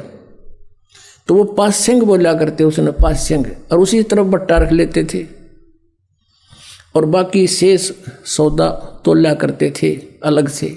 तो क्या बताते हैं कि ये 2 अक्षर का मंत्र ओम सोहम पालड़ रंग होरी हो, और 14 लोक चढ़ावे राम रंग होरी हो, और ये 3 लोग तक पासिंग धर दे, जिनकी तक गिनती है कोई ना, सौदे में कोई नहीं है। और तोड़ा तुले तुलाया राम रंग होरी हो, कहते वो पलड़ा जिसमें एक सतनाम के सुमरण का एक कीमत रख दी जाए तो पलड़ा उठे नहीं, 14 लोक भी धर दे उसकी दूसरे साइड में ऊपर जाएंगे वो, यानी इतना वैल्यूएबल है ये। पुण्यात्माओं, एक लाला जी था, वो 2 भाई थे, उनमें से छोटे की मृत्यु होगी, वो छोटे के 2 पुत्र थे, कोई 18 वर्ष का, कोई 16 वर्ष का। अब जब देखा पिताजी का अंतिम संस्कार हो गया, उसकी गति गाती जैसे ये कराया करें सारा काम हो लिया, तब रोटियों की समस्या आई। तो उन बच्चों की मां ने, जिसका पति मर गया था, उसने अपने दोनों बच्चों से कहा कि बेटा तुम अभी बच्चे हो, तुम बिजनेस नहीं कर सकते, अपने ताऊ जी के साथ, पिताजी के बड़े भाई को ताऊ जी बोलते हैं, तुम अपने ताऊ जी के साथ मिलकर बेटा पार्टनरशिप कर लो और अपना बिजनेस करो। उनकी माँ ने कहा कि ले बेटा, मेरे पास तेरे पिताजी के समय के कुछ लाल रखे हैं। एक लाल उसमें लाखों रुपए का होता था। उसकी माँ ने एक पोटली में 10-12 लाल बांध रखे थे, वो दे दिए पुत्रों को और उनसे कहा कि अपने ताऊ जी को कह दो, पैसे तो हमारे पास है नहीं, इन लालों को गिरवी रख दें, गहने रख दें और फिर कमाएंगे, हमारे हिस्से में जो आवेंगे फिर इनको छुटवा लेंगे। अब दोनों बच्चे माँ के दिए हुए लाल लेकर गए, ताऊ जी से प्रार्थना की, ताऊ जी मेरी माँ ने कहा है हम अभी बच्चे हैं, हम बिजनेस नहीं कर सकते, पैसा हमारे पास है नहीं, ये लाल ले लो, इनको गिरवी रख लो, इनके बदले कुछ धन ले लो, हमारा पार्टनरशिप कर लो। अब उस सेठ ने, उनके ताऊ जी ने वो खोल कर देखे, उल्टी गठड़ी बांध दी नो की नो। अग बेटा ये तो बहुत कीमती है, इनको वापस रख के आओ, अपनी माँ को कह दे छुपा कर रखे इनको चौकस। और बेटा ऐसी कोई बात नहीं, मैं पार्टनरशिप करता हूँ और मेरा वहाँ पर उधार चलती है, उधार जुआ के लाऊंगा तुम्हारे को और फिर देते रहेंगे धीरे धीरे, जरूरत होगी जब ले लेंगे लाल को। और तेरी माँ को कह अच्छी तरह सुरक्षित रखे इनको। दोनों बच्चे वापस आए, माँ से कह दिया कि माँ ताऊ जी ने ऐसे ऐसे बोला है। तो माँ ने बोली भाई ठीक से ये रख दूंगी छुपा के, कभी ले लियो बेटा जब आवश्यकता हो। अब उसके ताऊ जी ले गया उनको, दोनों बच्चों को दूसरे शहर में। वहाँ उस बच्चों की पहचान करानी चाहिए कि ये समझ लें लाल और लालड़ी के भेद को। एक सेठ से 50,000 रुपये का सामान लिया उधार पर। जहाँ वो रुके हुए थे धर्मशाला में, आकर उनके ताऊ जी ने कहा बेटो, अपने भतीजों से कहा कि लो ये लाल उस सेठ को देकर आओ जिससे 50,000 रुपये का सौदा हमने उधार लिया है, और उसको कहना कि ये लाल है, ये रख लो और हम आपके 50,000 रुपये दे जाएंगे, लाल ले जाएंगे। दोनों भाई गए, सेठ जी से कहा सेठ जी हमारे ताऊ जी ने ऐसे ऐसे कहा है, ये लाल आप रख लो और हम आएंगे आपके 50,000 रुपये दे देंगे, अपना लाल ले जाएंगे। अब उस सेठ ने क्या किया, एक जोरी बुलाया जो परख करता है और उसे दिखाया कि भी देखना ये लाल कैसा है। जोरी ने कहा ये लाल नहीं है, ये तो लालड़ी है, लाल तो लाख रुपए का होता, ये तो 200 रुपये की बिना बिके, ये तो नकली है लालड़ी। अब उस सेठ ने वो उठा के वो लालड़ी बाहर फेंक दी गली में, ले जाओ थारे लाल ने, धोखेबाजो कपटियो, अरे तुम्हारा ताऊ ऐसा तो नहीं था, आज तक तो उसने ऐसा जुल्म नहीं किया हमारे साथ, आज ये धोखा करते हो, मैंने कौन सा मांगा था तुम्हारे से। यानी 100 सुनाई और वो बालक शर्मिंदे हो गए। उठा कर उस लालड़ी को आगे और ढीला सा मुंह छोड़ रखा। उनका ताऊ जी बोला बेटा क्या बात होगी। वो कहने लगे ताऊ जी लाला जी घड़ा निकम्मा आदमी है, वो तो बहुत गलत बोलता है, हमारे लाल को लालड़ी बता रहा है। और एक आदमी बुलाया उसने पता नहीं कैसे चेक किया, ने बोला तो लालड़ी है और गली में फेंक दी। और कहने लगा तुम्हारा ताऊ जी ऐसा तो नहीं था, धोखे भी करने लगा हमारे साथ। वो ताऊ जी ने तो खेल खेले रखा था, फिर देखा अरे बेटा ओहो, अरे ये लाल तो देख इधर रखा था भाई, मेरे से धोखे से दिया गया बेटा, ये तो सचमुच लालड़ी है, ले ये दे क्या वो लाल उसको और कहो देखो हमारे ताऊ जी का धोखा लग गया, उसका दोनों विश्वास डट कर कहो। दोनों भाई फिर गए, अकेले लाला जी मेरे ताऊ का धोखा लग गया था, ले ये हलाल है। उसने सेठ ने फिर बुलाया जोरी, वो पारखू, उसने आते ही देखते करके वो टेस्ट ने बोला हाँ ये हलाल है, ये हलाल है। अब वो सेठ कहता उन बच्चों को अग देख तुम्हारे आंख दी हो तो ये हलाल है, और वो लालड़ी थी। अब उन दोनों बच्चों को ऐसा झटका लगा, उन्होंने घनी गौर से पहचान कर ली लाल और लालड़ी की। अब वापस आ गए घर पे। उनके ताऊ जी ने कहा बेटा जाओ अपनी माँ से वो लाल ले आओ और उनको गिरवी रख देंगे किते, अरे चलेंगे दोबारा तो घनी उधार होगी अपने, उनको दे देंगे किते। अच्छा ताऊ जी भी गए, वो भागे गए दोनों।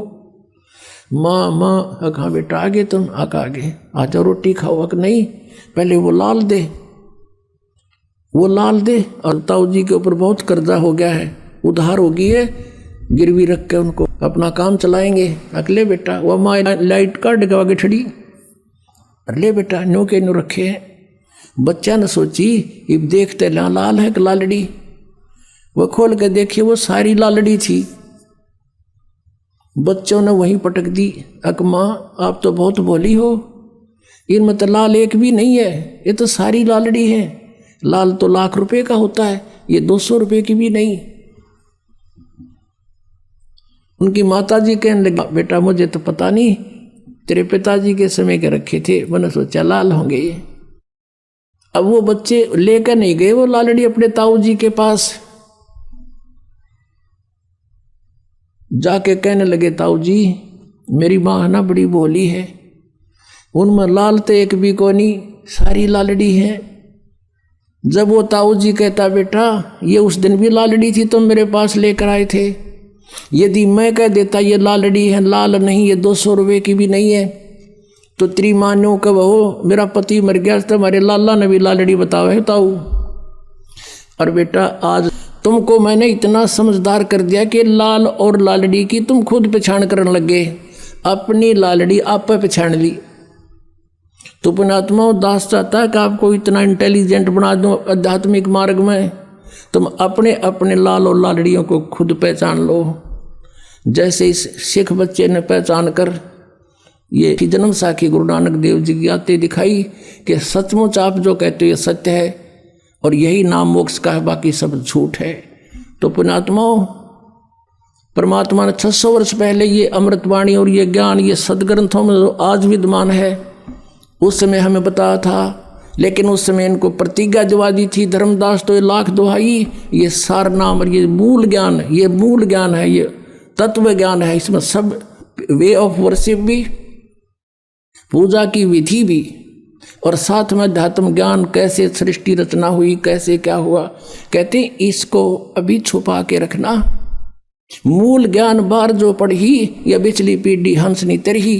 तो गुरु नानक देव जी ने बैन लगा दिया था इसके ऊपर कि खबरदार इसको जाप किया तो, अब बैन खोल दिया परमात्मा ने, उनकी दया से ये बिचली पीढ़ी आ गई और सबका कल्याण होगा जो शरण में आ जाएगा। बोलो सतगुरुदेव।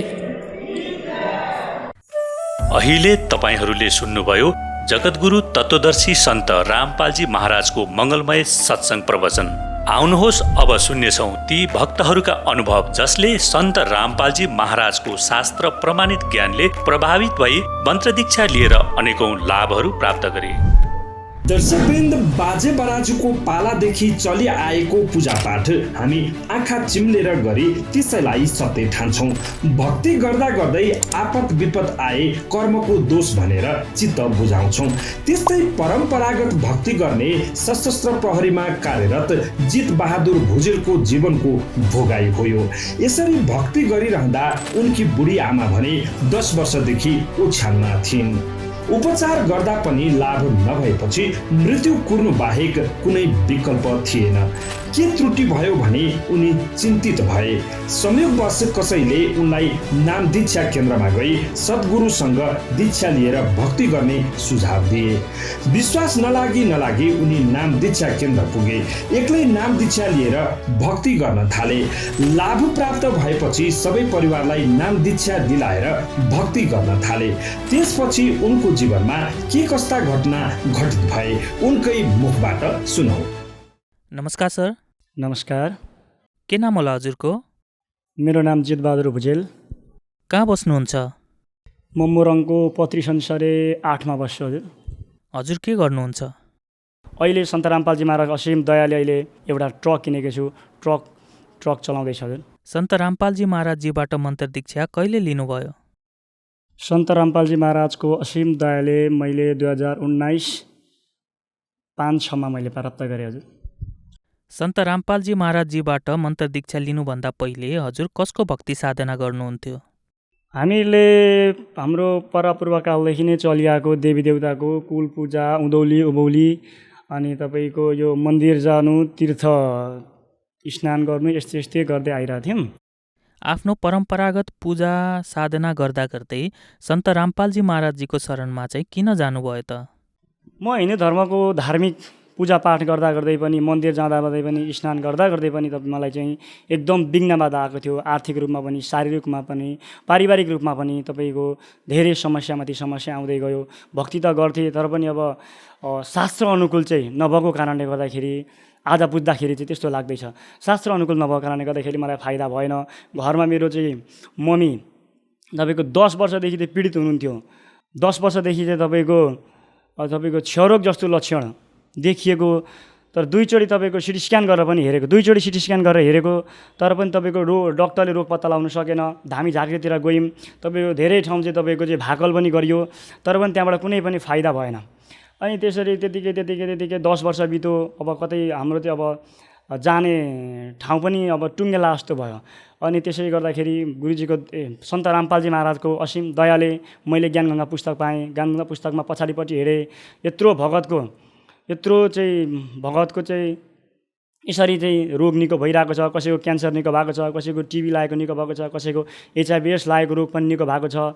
अनि यो वास्तवमा के हो त? साँच्चै मैले बुझ्नुको लागि चाहिँ मैले नजिकैको इनरवा आश्रममा गएँ। इनरवा आश्रममा गएर चाहिँ मैले त्यहाँ सेवादारसँग पुछेँ। सेवादारले भन्नुभयो, तपाईँले यदि मर्यादामा रहेर भक्ति गर्नुहुन्छ भने तपाईँको क्यान्सरको बाप पनि निको हुन्छ भनेर सन्त रामपालजी महाराजले भन्नुहुन्छ। यदि नियम र मर्यादामा बस्नुहोस् तपाईँको ठिक हुन्छ भनेर भन्नुभयो।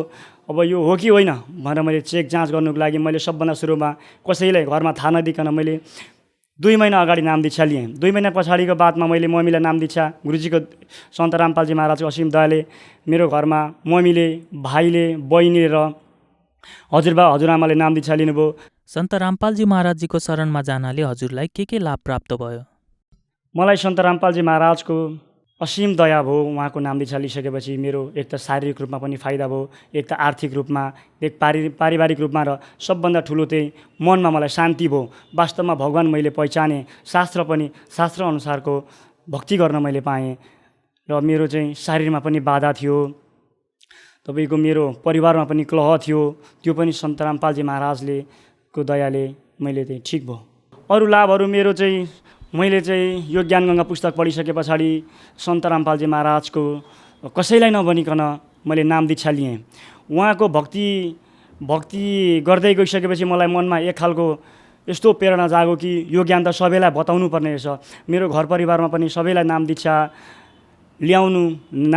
दिदिए राम्रो हुने रहेछ जस्तो लाग्यो। र मैले मेरो मम्मीलाई भने यो ज्ञानका कुरा, मम्मीले मान्नुभयो र उहाँले नाम दीक्षा लिनुभयो। उहाँले नाम दीक्षा लिने पश्चात उहाँको पनि 10 वर्षदेखि ननिको भएको रोग, न डक्टरले निको भएको थियो, न धामी झाँक्रीले निको भएको थियो, न भाकल गर्दा निको भएको थियो। तपाईँको यसको साँच्चै हाम्रो गाउँमा पनि छ, यसको प्रमाण तपाईँले साँच्चै देख्न सक्नुहुन्छ। उहाँ चाहिँ केहीले छुने बित्तिकै बेहोस भएर ढलिहाल्नुहुन्थ्यो। धेरैचोटि बोकेर ल्यायो, कति रुङ्यो। सन्त रामपालजी महाराजको नाम दीक्षा लिएपछि उहाँको त्यो सबै ठिक भयो, एकाएक ठिक भयो। मान्छे सबै चकित भयो, अरे के भयो, सबै मान्छे चकित भयो त, अरे यसरी कसरी निको भयो त यो भनेर हामीले भन्यौँ। हामीले शास्त्र अनुकूल साधना गर्छौँ, आज सन्त रामपालजी महाराजको भक्ति गर्छौँ, उहाँले दिएको नाम दीक्षाको मन्त्र जाप गर्छौँ, तब हामीलाई यो ठिक भएको छ। यदि तपाईँहरू पनि त्यस्तो हुनुहुन्छ भने तपाईँ पनि गर्नुहोस्, हामीले यसरी भन्छौँ। हजुर, म चाहिँ तपाईँको 6 वर्ष चाहिँ APFमा सशस्त्र प्रहरी बल नेपालमा जागिर खाएर मैले अहिले यसलाई छाडेको छु। किन छाडेँ भन्दाखेरि यो ज्ञान चाहिँ सबैलाई बताउनु पर्ने रहेछ, सबैलाई जानकारी गराउनु पर्ने रहेछ। वास्तवमा शास्त्र अनुकूल साधना गर्दाखेरिको हुने फाइदा र शास्त्र विपरीत गर्दाखेरि हुने बेफाइदाको बारेमा सबैलाई जानकारी गराउनु पर्ने छ। वास्तवमा हामी कालको लोकमा आएका रहेछौँ अनि हामीले चाहिँ भक्ति गर्नुपर्ने रहेछ। 2 दिनको मोज मस्तीमा लागेर हामीले यो अनमोल मानव जीवन बर्बाद गर्नु हुँदैन रहेछ। किनभने असङ्ख्यौँ युग पछाडि हामीले यो समय आएको छ, यसरी हाम्रो दाउ लागेको छ। यसरी पूर्ण गुरु शास्त्र अनुकूल बताउने तत्त्वधारी सन्त गीता अध्याय 4 को श्लोकमा 34 मा बताएको तत्त्वधारी सन्त हामीले मिलेको छ। र उहाँको भक्ति गर्नाले हामी यहाँ लोकमा त साथसाथै परलोकमा पनि सुखी हुने रहेछौँ। अब यो नाम दीक्षा लिनुभन्दा पहिला म चाहिँ तपाईँको नसा गर्थेँ। नसा भन्दा पनि अलिक बढी मात्रामा अल्कोहलको अब साथीहरू भाइसँग लागेर बढीभन्दा बढी नै फसिसकेको थिएँ, अल्कोहलको सेवन गर्थेँ। तर नाम दीक्षा लिनेको बाद पश्चात मलाई यो देख्दैखेरि नै बमिट आउला जस्तो भयो। तपाईँको यो मन्त्रको प्रभाव हो या सन्त रामपालजी महाराजको साधनाले गर्दा हो। मैले यो बिल्कुलै मैले अहिलेसम्म छुदिनँ पनि, छोकी पनि छुइनँ। शैक्षिक लाग म एकदम पढाइमा चाहिँ अलिक सानादेखि अलिक कमजोर थिएँ। सन्त रामपालजी महाराजको दया भयो र सन्त रामपालजीको नाम दीक्षा लिइसके पछाडि मैले अहिले तपाईँको ब्याचलर सकेँ। प्राय मानिसहरूले सन्त रामपालजी महाराजजीलाई एक हिन्दू विरोधी सन्त भन्ने गर्छन्। यो विषयमा हजुर के भन्न चाहनुहुन्छ? सन्त रामपालजी महाराजले ब्रह्मा विष्णु महेश्वरको भक्ति छुटाउनुहुन्न। सन्त रामपालजी महाराजले चाहिँ ब्रह्मा विष्णु महेश्वरलाई जुन हामीले शास्त्र विपरीत साधना गरिरहेको थियौँ, जस्तै उदाहरणको लागि हामीले बिरुवालाई लिन सक्छौँ। बिरुवालाई तपाईँले पातपट्टि चाहिँ पानी लगाएर मल लगाएर चाहिँ पानी लगायौँ भने त्यो बिरुवाले कदापि फल दिँदैन। अब भएको पनि त्यो सुकेर जान्छ। अब त्यसलाई नै जरापट्टि मल पानी सिँचाइ गऱ्यौँ भने त फल लाग्छ पनि, फुल पनि लाग्छ र तपाईँको चाहिँ लटरम्म चाहिँ फल लाग्छ। अनि त्यस्तै आज हामीले ब्रह्मा विष्णु महेश्वरलाई भगवान मानेर अजरम्बर मानेर चाहिँ अनि हामीले भक्ति गरिरहेको रहेछौँ। र त्यसो गर्दाखेरि चाहिँ हाम्रो चाहिँ शास्त्र विपरीत साधना गीता अध्याय 16 श्लोक नम्बर 23 भनेको छ, शास्त्रविधि त्यागेर मन माने आचरण गर्छ भने त्यो साधकलाई न मुक्ति हुन्छ न लाभ प्राप्त हुन्छ। त्यस्तै भइरहेको छ आज हामीलाई। सन्त रामपालजी महाराजजीबाट मन्त्र दीक्षा लिन कति शुल्क बुझाउनु पर्ने हुन्छ र सन्त रामपालजी महाराजजीबाट मन्त्र दीक्षा कसरी प्राप्त गर्न सकिन्छ, यसको विषयमा केही जानकारी दिनुहोस् न। सन्त रामपालजी महाराजसँग नाम दीक्षा लिन कुनै पनि शुल्क लाग्दैन। निःशुल्क तपाईँले नाम दीक्षा लिन सक्नुहुन्छ। सन्त रामपालजी महाराजको सत्सङ्ग विभिन्न टिभी च्यानलहरूबाट प्रसारण हुन्छ र उहाँको सत्सङ्ग आउँदाखेरि साथसाथमा निलोपट्टिमा आश्रमका फोन नम्बरहरू पनि आएका हुन्छन्। तपाईँले त्यस फोन नम्बरमा फोन गरेर निःशुल्क नाम दीक्षा लिन सक्नुहुन्छ। धन्यवाद सर। नमस्कार हजुर।